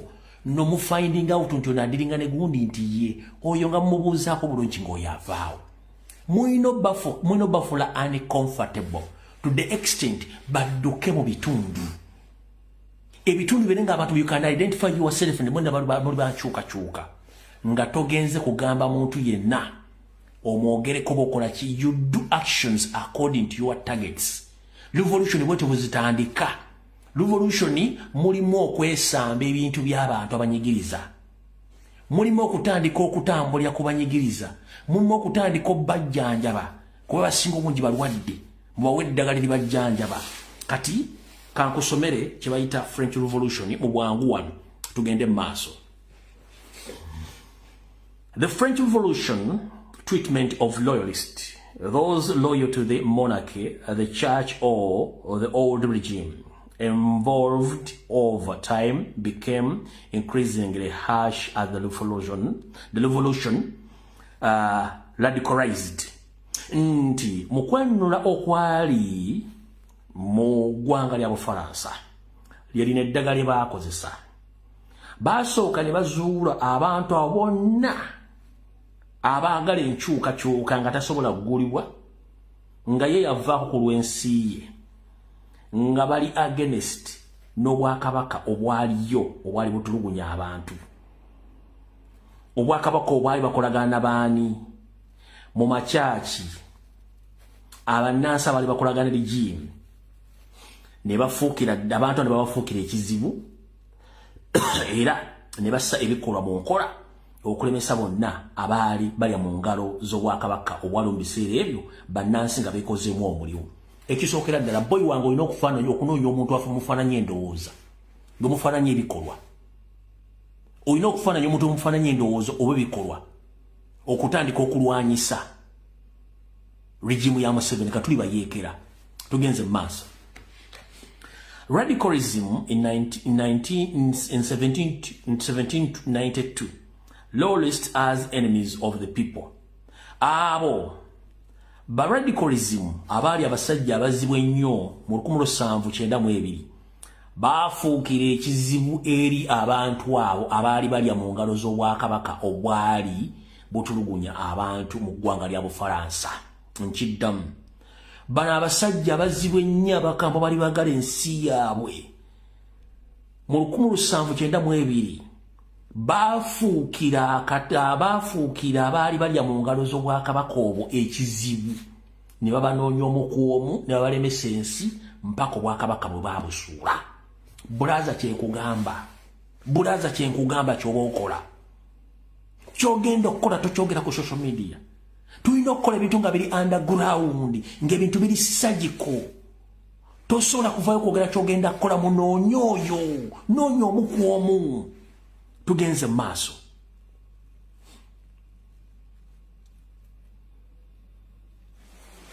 The fall of the monarchy in August 1792 marked the turning point. okugwa kw'obwakabaka obwa Bufalansa mwezi ogw'omunaana 1792 kwe kwasemberayo ddala era yali enkyukakyuka ey'okukyusa ebintu byonna mu ggwanga lya Bufalansa. Kitegeeza ne Museveni essaawa zino bwe tumweŋŋanga mu nkola ya clandestine mu mwezi guno okutuuka nga tetunnatuuka kulayira, kitegeeza yegenda okuba enkyukakyuka ey'omuggundu okukyusa buli kimu kyonna ekyawa mu Uganda n'akabinja ke konna. France was at war with European monarchies. Obufalansa yali mu lutalo n'obwakabaka bwonna obwali mu bbendobendo lya Bulaaya. Abafalansa bennyini baatandika okubeera ku lutalo okulemesa buli bwakabaka bwonna obwali mu bbendobendo lya Bulaaya. Ompulira bulungi nnyo. Loyalists were increasingly labeled a counter-revolutionists. Nti abantu bonna abaali balya mu ngalo z'obwakabaka obwo baateekebwako emisango, baanoonyezebwa, naye era tebaapowa, baafuuka ekiro eky'entiisa nga balwanyisa bonna abaali balya mu ngalo z'obwakabaka obwo. September Massacre 1792 revolution crowds killed about 11,000 to 14,000 prisoners, many loyalists and clearly driven by fear of the internal enemies. Bakugambye mu mwezi ogw'omwenda wabeerayo kutta kw'abantu mu 1792, naye abantu b'enkyukakyuka battibwa wakati w'omutwalo gumu 10 ku mutwalo gumu 14. Abasibe abo battibwa, naye nga bonna abaakikola be baali abantu abaali balyanga mu ngalo z'oyo yali mu bwakabaka ebiseera ebyo. Era ekyo baakikola okuteeka okutya mu bantu ba bulijjo, naye nga kino kyawa omuzinzi eri abo abaali balina omutima okulwanyisa abalabe baabwe okwetoola eggwanga lyonna. Era ebyavaamu mwabitegeera mu bisoma bulungi. Loyalists were treated as an existential threat. Bonna abaali balya mu ngalo z'obwakabaka obwo munnange baakolebwangako nga ebitagasa ebiremesa enkyukakyuka mu mbeera eyo. Tugenze maaso. Under the Committee of the Public Safety in France during that time, legal framework, law of suspects of 1793 allowed arrests of anyone suspected of loyalist sympathizers. Bakugambye n'etteeka lyateekebwangawo mu 1797 okukkiriza okukwata yenna asuubiriza nti yenyigira mu kulwanyisa ekyaliwo. Nakati bigenda mu maaso mu Uganda essaawa zino we twogerera. Revolutionist tributes repressed normal courts. Bano balaba kibayitiriddeko bo kennyini abaali baagala enkyukakyuka bennyini beeterawo ekkooti zaabwe ne baziteekawo nga gwebakwata gwe bateeka mu kkooti nga bamuvunaana emisango gy'okulya mu Lusiya mu lukwe n'okwenyigira mu kutugunya abantu Obufalansa. Vogue definition of enemy of the revolution enabled mass arrests. Ekyo nakyo mukitegedde nti mu mbeera bw'etyo ebyayogerwa era ne bivuunulwa mu nkola y'okunoonya abalabe mu kukyusakyusa mu ggwanga eryo n'okujja obwakabaka obwali bufudde ekizibu eri abantu. Abantu bangi abaali balya mu ngalo baakwatibwa era ne basibwa balina okubeera. Eno yenkola eyakozesebwa. Methods used. Enkola eyakozesebwa. Execution. Around 16,000 and 17,000 executed by great stands of thousands more died in prison or summary killings, imprisonments of hundreds of the thousands of detainees, confiscation of properties of enemies and convicted loyalists, suspension of revolt, brutal campaigns, loyalist regimes or regions, EC, the Vendi, including the mass killing of civilians. Tugenda mass kubaka bwengati ngenda kudda buli kimu nizo tola budde bungi. Royalism became criminalized due to the process was largely abandoned. The long-term outcomes, the monarchy was ultimately restored in 1814, showing that repression did not permanently eliminate loyalists, exterminated extremes, oppressions, disorganized revolution, justice, and fuel circle of violence. Eyo bwetu bweyali eyo mu Faransa. Kitegeeza kankunyweremu katono wa kitegeeza mu nkole tugenda sanga okunyigirizibwa, okutiisibwa, okukwatibwa n'okugulwako emisango egy'enjawulo. Naye bino ababikola tebabeera bokka, babeera n'abantu bangi nnyo mu bitundu. Abawa amawulire, ababulira nti ono y'ono, abagamba kino kinakolebwa bwe kiti, oyo atambula bw'ati, alya bw'ati. Kati muwagala counter-attacking ekintu ekyo. Awo bennyini ku ground abasookerwako, abatambuza amawulire, abagaba information, ababega, abeera mu kibe musooka okutambulirako. Buli kimu ne mukola kye mukola kubanga bo mulina okusooka okufuula uncomfortable. Bw'obafuula uncomfortable ne ku ground kitegeeza nti state ebeeri mu bbanga, wabeerawo vacuum wakati wano nga state kyasobola communicating ne bambega baayo oba balolist wansi eno. Kitegeeza vacuum eyo tulina ojja okipayinga nga tumaze okujja bana bali ku grassroots, abali ku village level. Bwe tuba tugenze waggulu, tuba tugenze ku level eddako. Tunoonya ba piso ba RDC baani. Bwe tumaliriza step tuba tugenze waggulu ku ntebe esembayo. Ne bwe tuba nga tunakola bintu bino nga ne ku ground omuntu omanyi nti oyo kasajja kano kakazi. Kali kazeeyi. Kiba kitegeeza zino kye tugenda kukola. Ebintu bino tebabikola bitadde ku social media. Ebintu babikola ku ground mu bantu bali ku kyalo mumanyi abantu mudiringa nabo. Mwafuule uncomfortable mu bitundu. Mutandiko banoonya. Bajja kuba Museveni bino byagenda nti ayinafuna information abajja kuba takyagifuna nga bana bantu badduse nga waliwo vacuum kati vacuum eno gye mulina okwokipayinga mu level 2 kasita musalako information wano nga takyagifuna kiba kitegeeza step teddako yakutandika kunoonya abantu ba RCC ba RDC buli kimu kimanyi bulungi nnyo ekyetaagisa mu system eyo. Katugenze mu maaso tugenze ku America abasoma ebintu bino gye biri ku Gola Moses wano mbayitira mu buyitizi. The American Revolution's treatment of loyalists, those who remained loyal to the British crowns. Ero yenteekateeka eya America okweggyako abasibira mu bbwa yeno n'engeri gye babajjanjabangamu.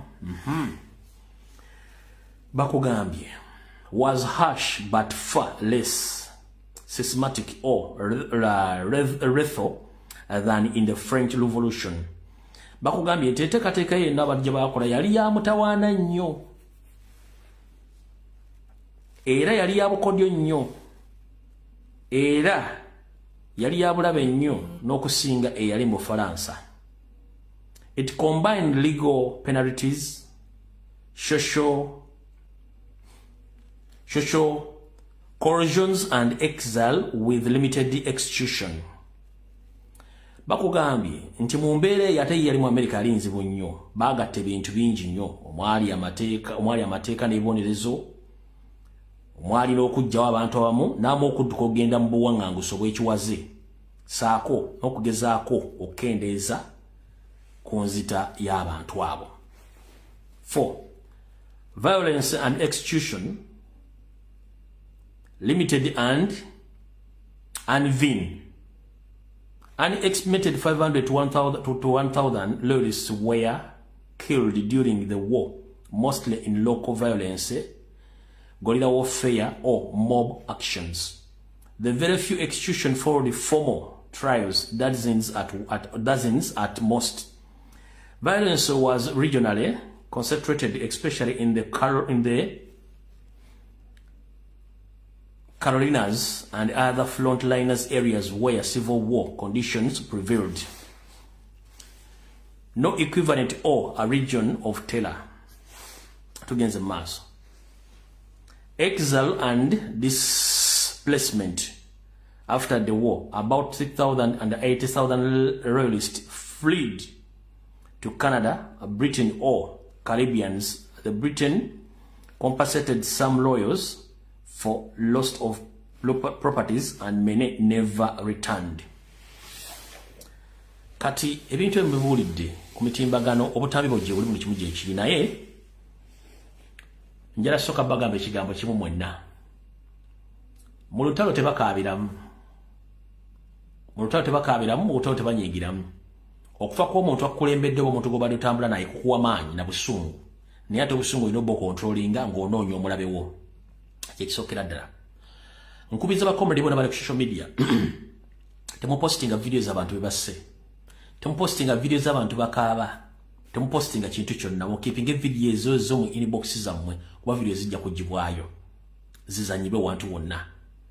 Ekisookera ddala bw'oba ogenda mu lutalo luno olina okumakinga sure nti omutwe gwo guli stedde nga n'omubiri gwo guli stedde okwenganga ekintu kyonna. Nkiddamu okubasaba bakomedi temuteeka videos zitiisa abantu ez'abantu battiddwa muzitereke. Time egenda kujja ziveeyo. Secondly, topostinga video muntu yenna akaba nti basse omwana wange bakoze batagireke gitereke zijja kuvaayo kuba ziteetaaga mu kooti ng'obujulizi.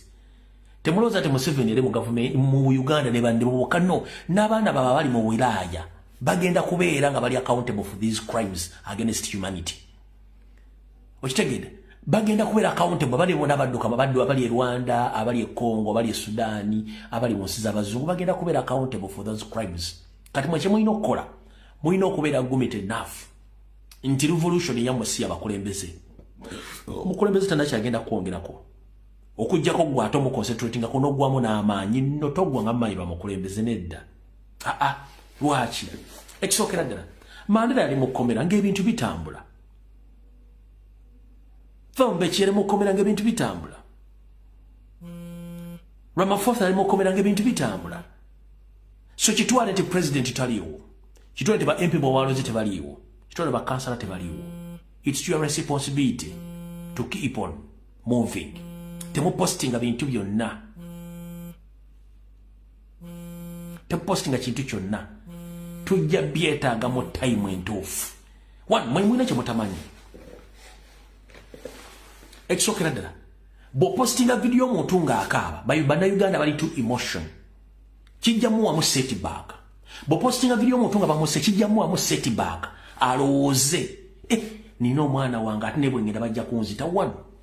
Gobadde okimanyi nti abasirikale bonna world over balina emmere gye babawa, balina ebyokunywa bye babawa, balina empisa ze bakuba ne baba nga tebasobola kutya kintu kyonna kiba kibeŋŋanze ng'alina option egi ng'asigaza survival instinct zokka n'omentya essasi ngudde ntya kava ntambudde ntya.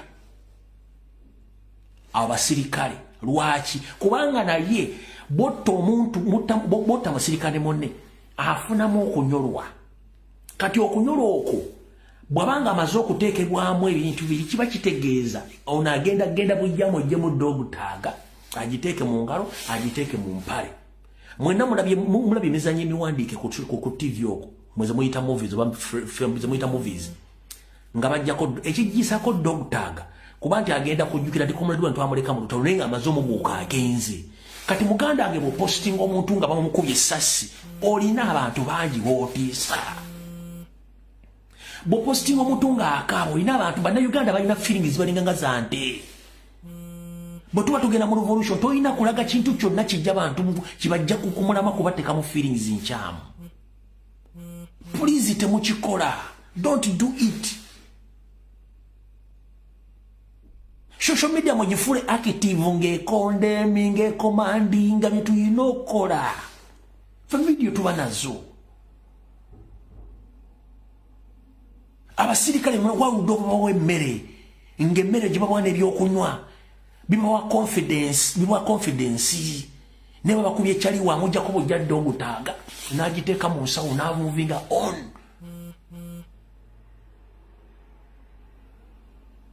Nego postinga video wawe omwana nga bamuse wawe ate simanyi bamukubye olubuto luyise wawe otadde omuntu kitegeeza abantu bangi bannayuganda balina feelings nyingi baziteeka nezitalina kubeera. Singa muna ategeera otanenge gyetululwanamu. Stay calm, compose yourself. Wadde oyagala nnyo mwegendeze nnyo pages posting ebintu ebyo. Mwegendeze nnyo pages posting ebintu baba scaring off bantu. eno message njagala gende mwenna ba elected MPs munoonya abaana bonna bali ku ground clandestinely mu facilitating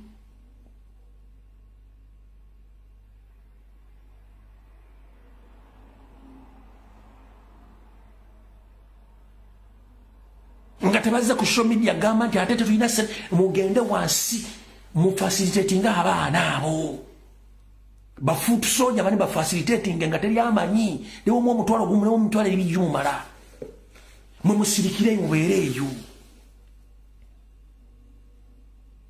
gwakomole diye na postinga video ku TikTok ku Facebook ku Twitter sime baso omuntu gwe ino oba okola mulimu kikitegeza you are scaring off people nkugeba na Uganda balina feelings ngolo omuntu ogenda n'okabira omuntu gwotamanyiko obagamba no wandika rest in peace no kabuzibu bw'ekirogo. Yes, tuli mu bana Uganda nze nsinga obutayagala kutulugunya na kutta bantu ne mu revolution olina okukkiriza nti afa yagenda kakweke ekyokulabirako Kyagulanyi ogulabe season ye Kyagulanyi oli eyasooka Kyagulanyi eyasooka naffe kennyini yatukaabya atya twatuka ensambya nga ssente zaafudde n'abalala n'agamba bannaye mubakwateko abaana bamubagumye ngawulya kimuluma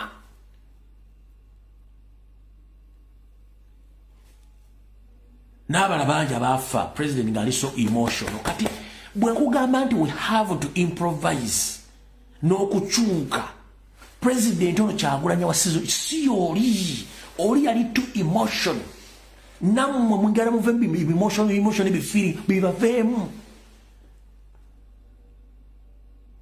nange nnumwa video nzifuna nzensi wano ku social media all over Uganda nzensi ngofuna videos ezitiisa goloza lwaki abambadde temunantegeera mugobera page yange eno kwennyini nkera ku mache neteekayo message neteekayo ka video nga kali fane baga just comedy one kukyusa timing kujja ku kiri kyobadde otaddeko kiconcentrating at least sekamukko oveko ka stress osekemu onaandika ate kati tuvudde ku mulama oseka nimuga no nekye bayita motivation mu struggle mu lutalo kibeeramu era kibagamba nnyo ndizipostinga mu video busessa sirwa kuba nti mbajala nnyo sirika ebinnyo no njagala nsesa abantu eriyo kadamba nga bamukubye emiggo mu kiyumba bwabikula simina asaka video nkamusesa lwaki yense kuzimu bosanga omukyala mu diaspora bambi ali maziga akaaba nabikula page nasa ndekamusesa ekyo bakiyita motivation bosanga omuntu yafiridde omuntu we nabikula Facebook bati kugulika account akasesa omukyusiza omujja mweri gudi gyabaddemu okitegeera so kyembagamba nti mutayimingenge ebintu byemukola nete muteka kintu kyonna sawa zino kintu kijja mbantu mu mbeera kibakyusa bwongo nakubakaabya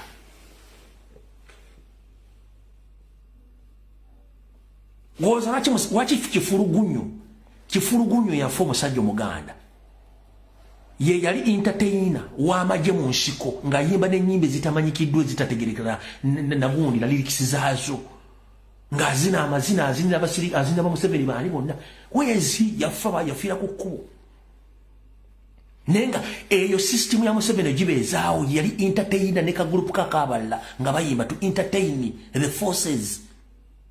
That's why people sing during slavery abaddugavu okubeera nga abaddugavu basupasita mu nsi yonna baatukanga embeera ebayinze ne basala batandika okuyimba nga bakabya Mukama Katonda Mukama n'ababulesinga kyova mu nsi yonna abaddugavu basinga okuyimba kigenda mu jjiriza bwezityo kubanga okuyimba kukakkanya ebintu byogere bisisa bikakkanya kati neggo tosobola kuteekayo kintu olwo bamukubye amasasi yafudde bamuyiye ebyenda woowe simibiki zitereke time egenda tuka zigenda kuvaayo time egenda tuka zigenda kuva toteka kintu kyonna kijja abantu kumulamwa na kubatiisa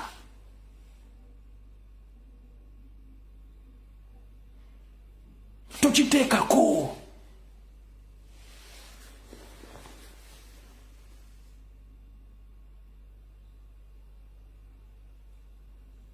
kati kankubuulire dakika ziri mmeka zikyali nakino kansooka nkikusomese waliwo time bwetuuka ne weevaamu bwemala okwevaamu kiba kitegeeza ogenda kukola action njagala buli muntu mu preparing katugenda mu lutalo tugenda mu civil war tuli bayekera omuyekera taba na feeling omuyekera buli kyonna kyasobola okukola ekyobuyekera ngenda kibagamba temuddamu kulya bibozibozi bitambula ku social media mubireke nabagambye president is fine and safe to prove me wrong waba waina information ngira nga tali safe Museveni atadde buloko buli wonna ku nguudo ezifuluma nezingira Kampala banoonya Kyagulanyi Museveni atadde buloko buli wamu banoonya Kyagulanyi muntu omu individu bamunoonya lwaki Munabagambye nti okubulaako silence ye n'okubula kuli priceless tebamanyi kyazaako kati gologo ga president bamuwambye yes bamuwambye kitwale ekyo twala kibamuwambye kitwale nenze nkugamba ng'omulwanyi president jali kyakola akimanyi nawe kola ekikyo kola omulimu gugolina okukola ogugwo yagukola in fact oyo omusajja tetumubanja buli aga nti abanja Bobby go and eat your mother something period tetulina bwe tubanja Bobby tetumubanja feke nyini fe tulina okubanja bana Uganda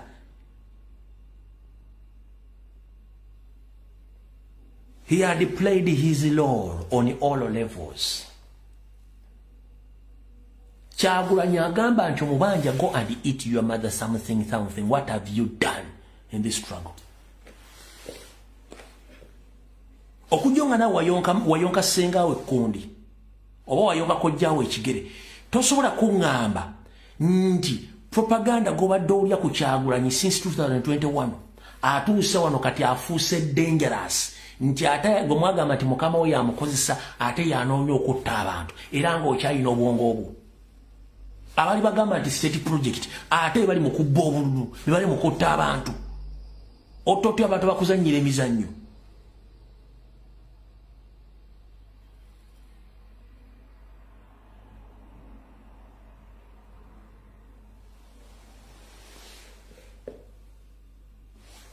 omuntu yenna gw'osanga nga mu Kyagulanyi simanyi azaako mu Bugambe azaako nnyoko period bakitaawo as simple as that gw'ozaako ki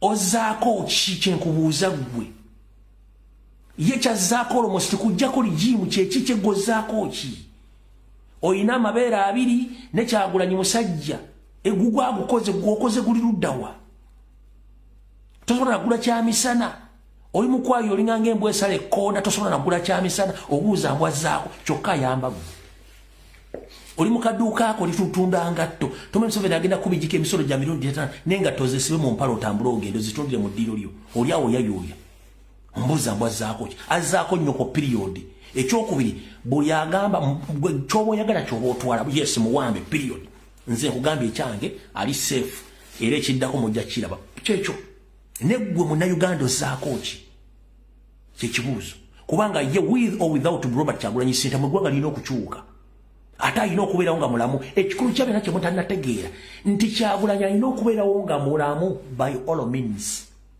lwaki alina okubeerawo omutiisa edduge bavudde olwo ne bakola press conference era amaliriza agamba nti Nuupu yeegasse ne NRM bubasula bonna naye nga bolaba tulina ba state agents so tembawabudde omutiisa edduge muguleke gukole ebyagwo fe tetufaayo ukitegera bulungi kati njala kuga comrade yinajo oli mu nsi yonna please kozesa obwongo bwo naawe bwe bakubba kiki ekikuleta omuntu bw'akubba kiki ekikuleta instincts okuba enduulu oba ogwa omubbi oyo oba okuba engumi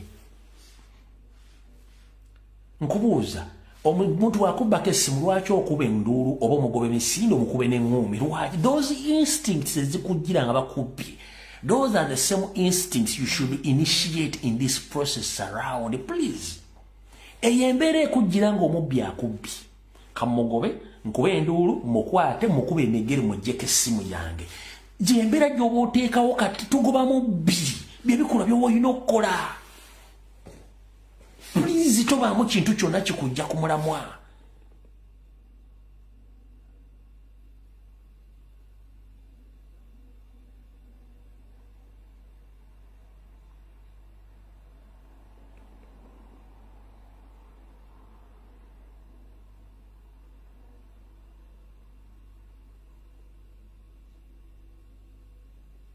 muganda wange kankubulire fabafune byomunda Museveni tayebaka Museveni tayebaka akimanyi ensi temwagala obulujja mujjamanyi yabbye bubbi bagabye bakamate DRA fomu zalina zonna ku mutimba gatalina adde yannyoko wadde yennyina tagirina kuba tasobola za uploadingayo kati muganda njala kubuulira Monse zakola in normal circumstances when you announce the winner you upload all the details which shows the winner beba kama tasobola ku uploading the DRA form on age are uploading figures beba kama tasobola ku uploading wa the DRA form on age ku platform yawe ya website kubanga tayina tazirina aina ku applying a figure ku uploading a figure so kaza alina president mgendi to prove me wrong upload all DRA forms za Museveni ko yawangu yazina tazirina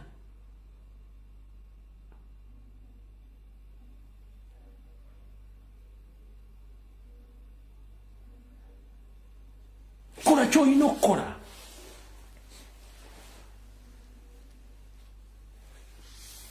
fonga fetu gukora twali batuganda tuwedde mu amanya ne tugamba no eyeyambodde aba yeyambodde ompulya bulungi nnyo tuli wano lw'abakomuledi baffe teri agenda bogera bali makomera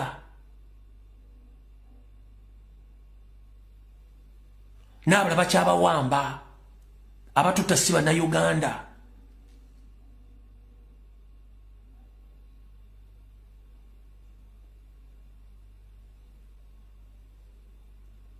ng'oyagala okumanya nti muli b'amaanyi buuza be baagula okutwala where are they nabo bemagazanga kuba tabalina kye bagenda kuzzaako amazima bagamanyi ate temugwa mu katego kankubuusa waliwo project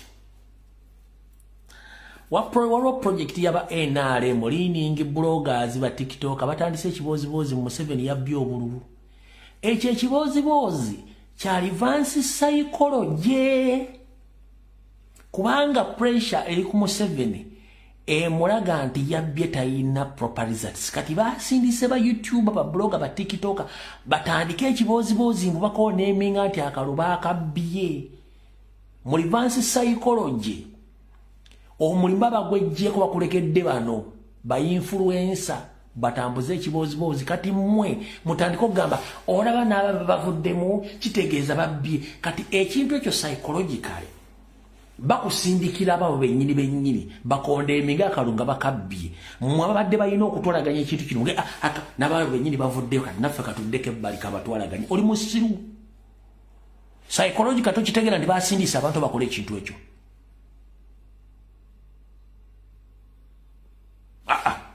njagala weekako okutegeera lero kankikusomesa okitegeere ba TikTok ba NRM ne ba YouTube bagenda kufuba genti ekitufu Museveni yabbye akalulu wano kati gwolira kisinge oge olana ba NRM ba confirm ziti babbye kati gwe kiwandi badde okola bakikujjemo debbali oba kitaking over oli ali kisinge it doesn't care bamwogera mu kitegedde weekako okutegeera boy wange psychologically weekako okutegeera baba sindise sente weziri bagenda kikola waliwo n'emboozi zigenda ogenda vayo simanyi omusajja yavumye mukazi we simanyi beekyayi mu America simanyi ludda wawa eboozibozi bigenda ebyo nabyo diversions concentrate ku revolution kubanga state ebifandinga buli kiboozibozi kyola simanyi ono simanyi yakyayi mukazi we simanyi mukazi we yamusibisa simanyi talabira eboozi biri state fund tebaddamu bakulya sente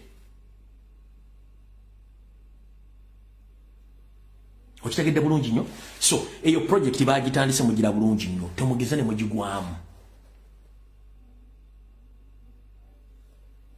kati gobono nawe bagenti naba NRM bade bajiwagira bagenti yabbye akalo kati gwe bwe bakusindikamu abo kati psychological gobodde baga kati funyina batu supporting aba NRM bogeri babbye akalo govemu nenga bali bagira basayininga voucher olw'ekintu ekyo kwecho batotaligende bali bakibatambuza era mugenda kuli ebiboozibozi ku diversion Kenzo teyatusasudde bebe kulu teyatusasudde fe aba ifutwatu mugenda ebiboozibozi bigenda kujja temugenda mu diversion zezo mugenda biule mugenda kuli anti bebe kunti yatusasudde fe kenzo yatusasudde fe ba comedians tebatu wadde sente sente bazibo wadde era zabaddewo wawula bagenda kikozesanga okwagala okukola ki okubajja ku mulamwa mukitegedde bulungi nnyo so mubeere careful nnyo ku nsonga ezo nga nfundikira buno baka mwe basindikira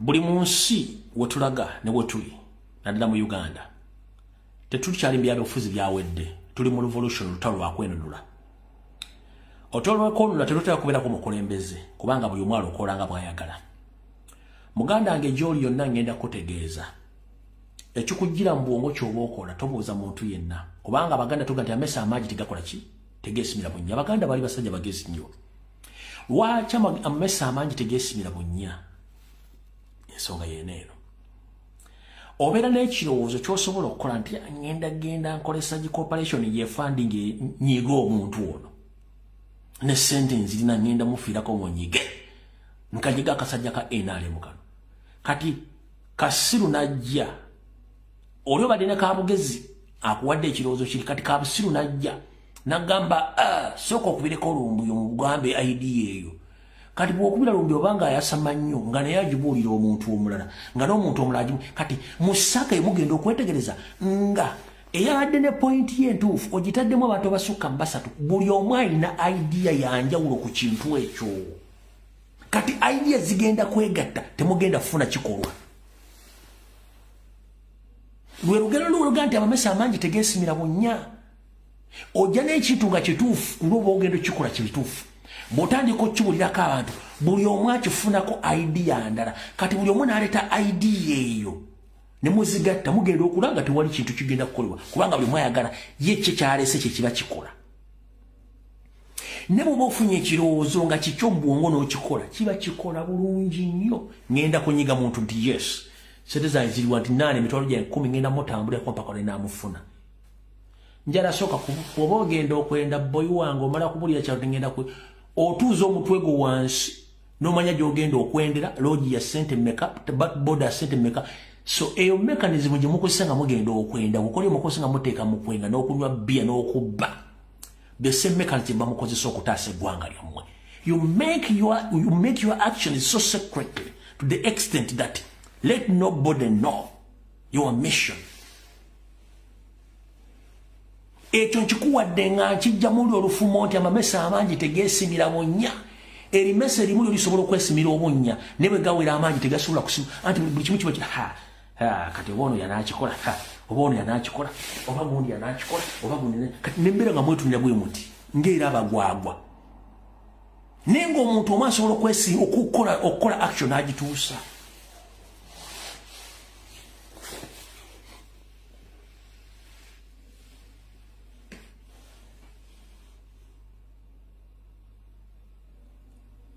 mwalonze milioni almost 10 ne muwa president akalu mungaba botya milioni 10 temusobola kuva buli muntu nga alina ideology ye esobola okunyiga buli kasajja konsanze ku kubo gwe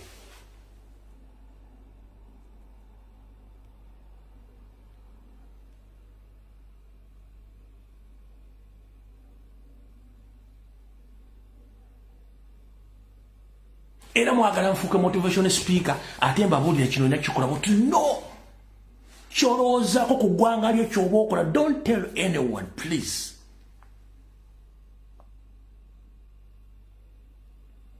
kyolina okukola kikole nga gwe omuntu tolinda president kuba taliiwo kitwale taliiwo kitwale tatawo muntu afudde olina okutambuza famire yo nyoka afudde mulina okutambuza famire golowooza tatawo afa famire mwena mufiira bwe baziikala mu kofini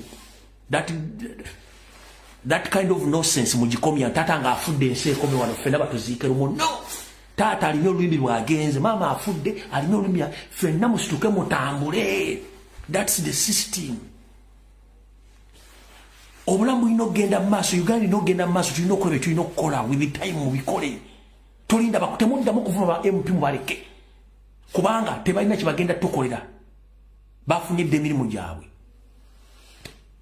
okujja nga mwagala mbavume naye video njimaze olwali omukaba bankumi tusinkana endozo olunaku bwe ndaba nkomye olunaku lwenkya kuba ndaba wano okusinza ku system yange ndaba wano message zipopinga ano nyinzo baddira enja so muganda musituke mutambulete mwekubagiza nga bwana bwanjala tugenda mu lutalo ensi tolina ng'ogenda girekera Uganda yensiyo. We are under occupation. We are fighting pirates who are there to occupy our country. Remember, nobody is going to help you before you help yourself. Bible yakugamba bote okole n'okulya tokole ki tolyenga. Ebyamagero byakoma ku mwana we Yesu Kristo bayita Nabbi Isa. Bwe yasembayo okukola okukyusa omwenge okukyusa amazzi ogazza mwenge nagugabula agoberezibe. Bwe yasembayo okukyusa omugaati ogumu ne gufuuka emigaati emitiivu n'aliisa abayigirizwa be. Ebyamagero byakoma. Era ebyakoma awo Bible nekugamba nti genda okole n'okulya kuliva mu ntuyozo. Okukyusa eggwanga kugenda kuva mu ntuyozo. So si mu kutuula mu buliiwo kulindirira. Ekizibu ky'Abannayuganda mwagala nnyo okulindirira. Ate gw'olindira bw'olaba aluddeyo n'otandika omubuleeminga niyo omubuleeminga gw'okoze eki? What have you done? Yourself. Oyina omutwalo gwa $1 guteeke banyiga omuntu oyo aba avuddewo bw'oba mugjawo kitegeeza nti eyo beera step nnene nnyo. Okitegedde? Video de Mukama bankuumire tugenze mu maaso. Mwiraba.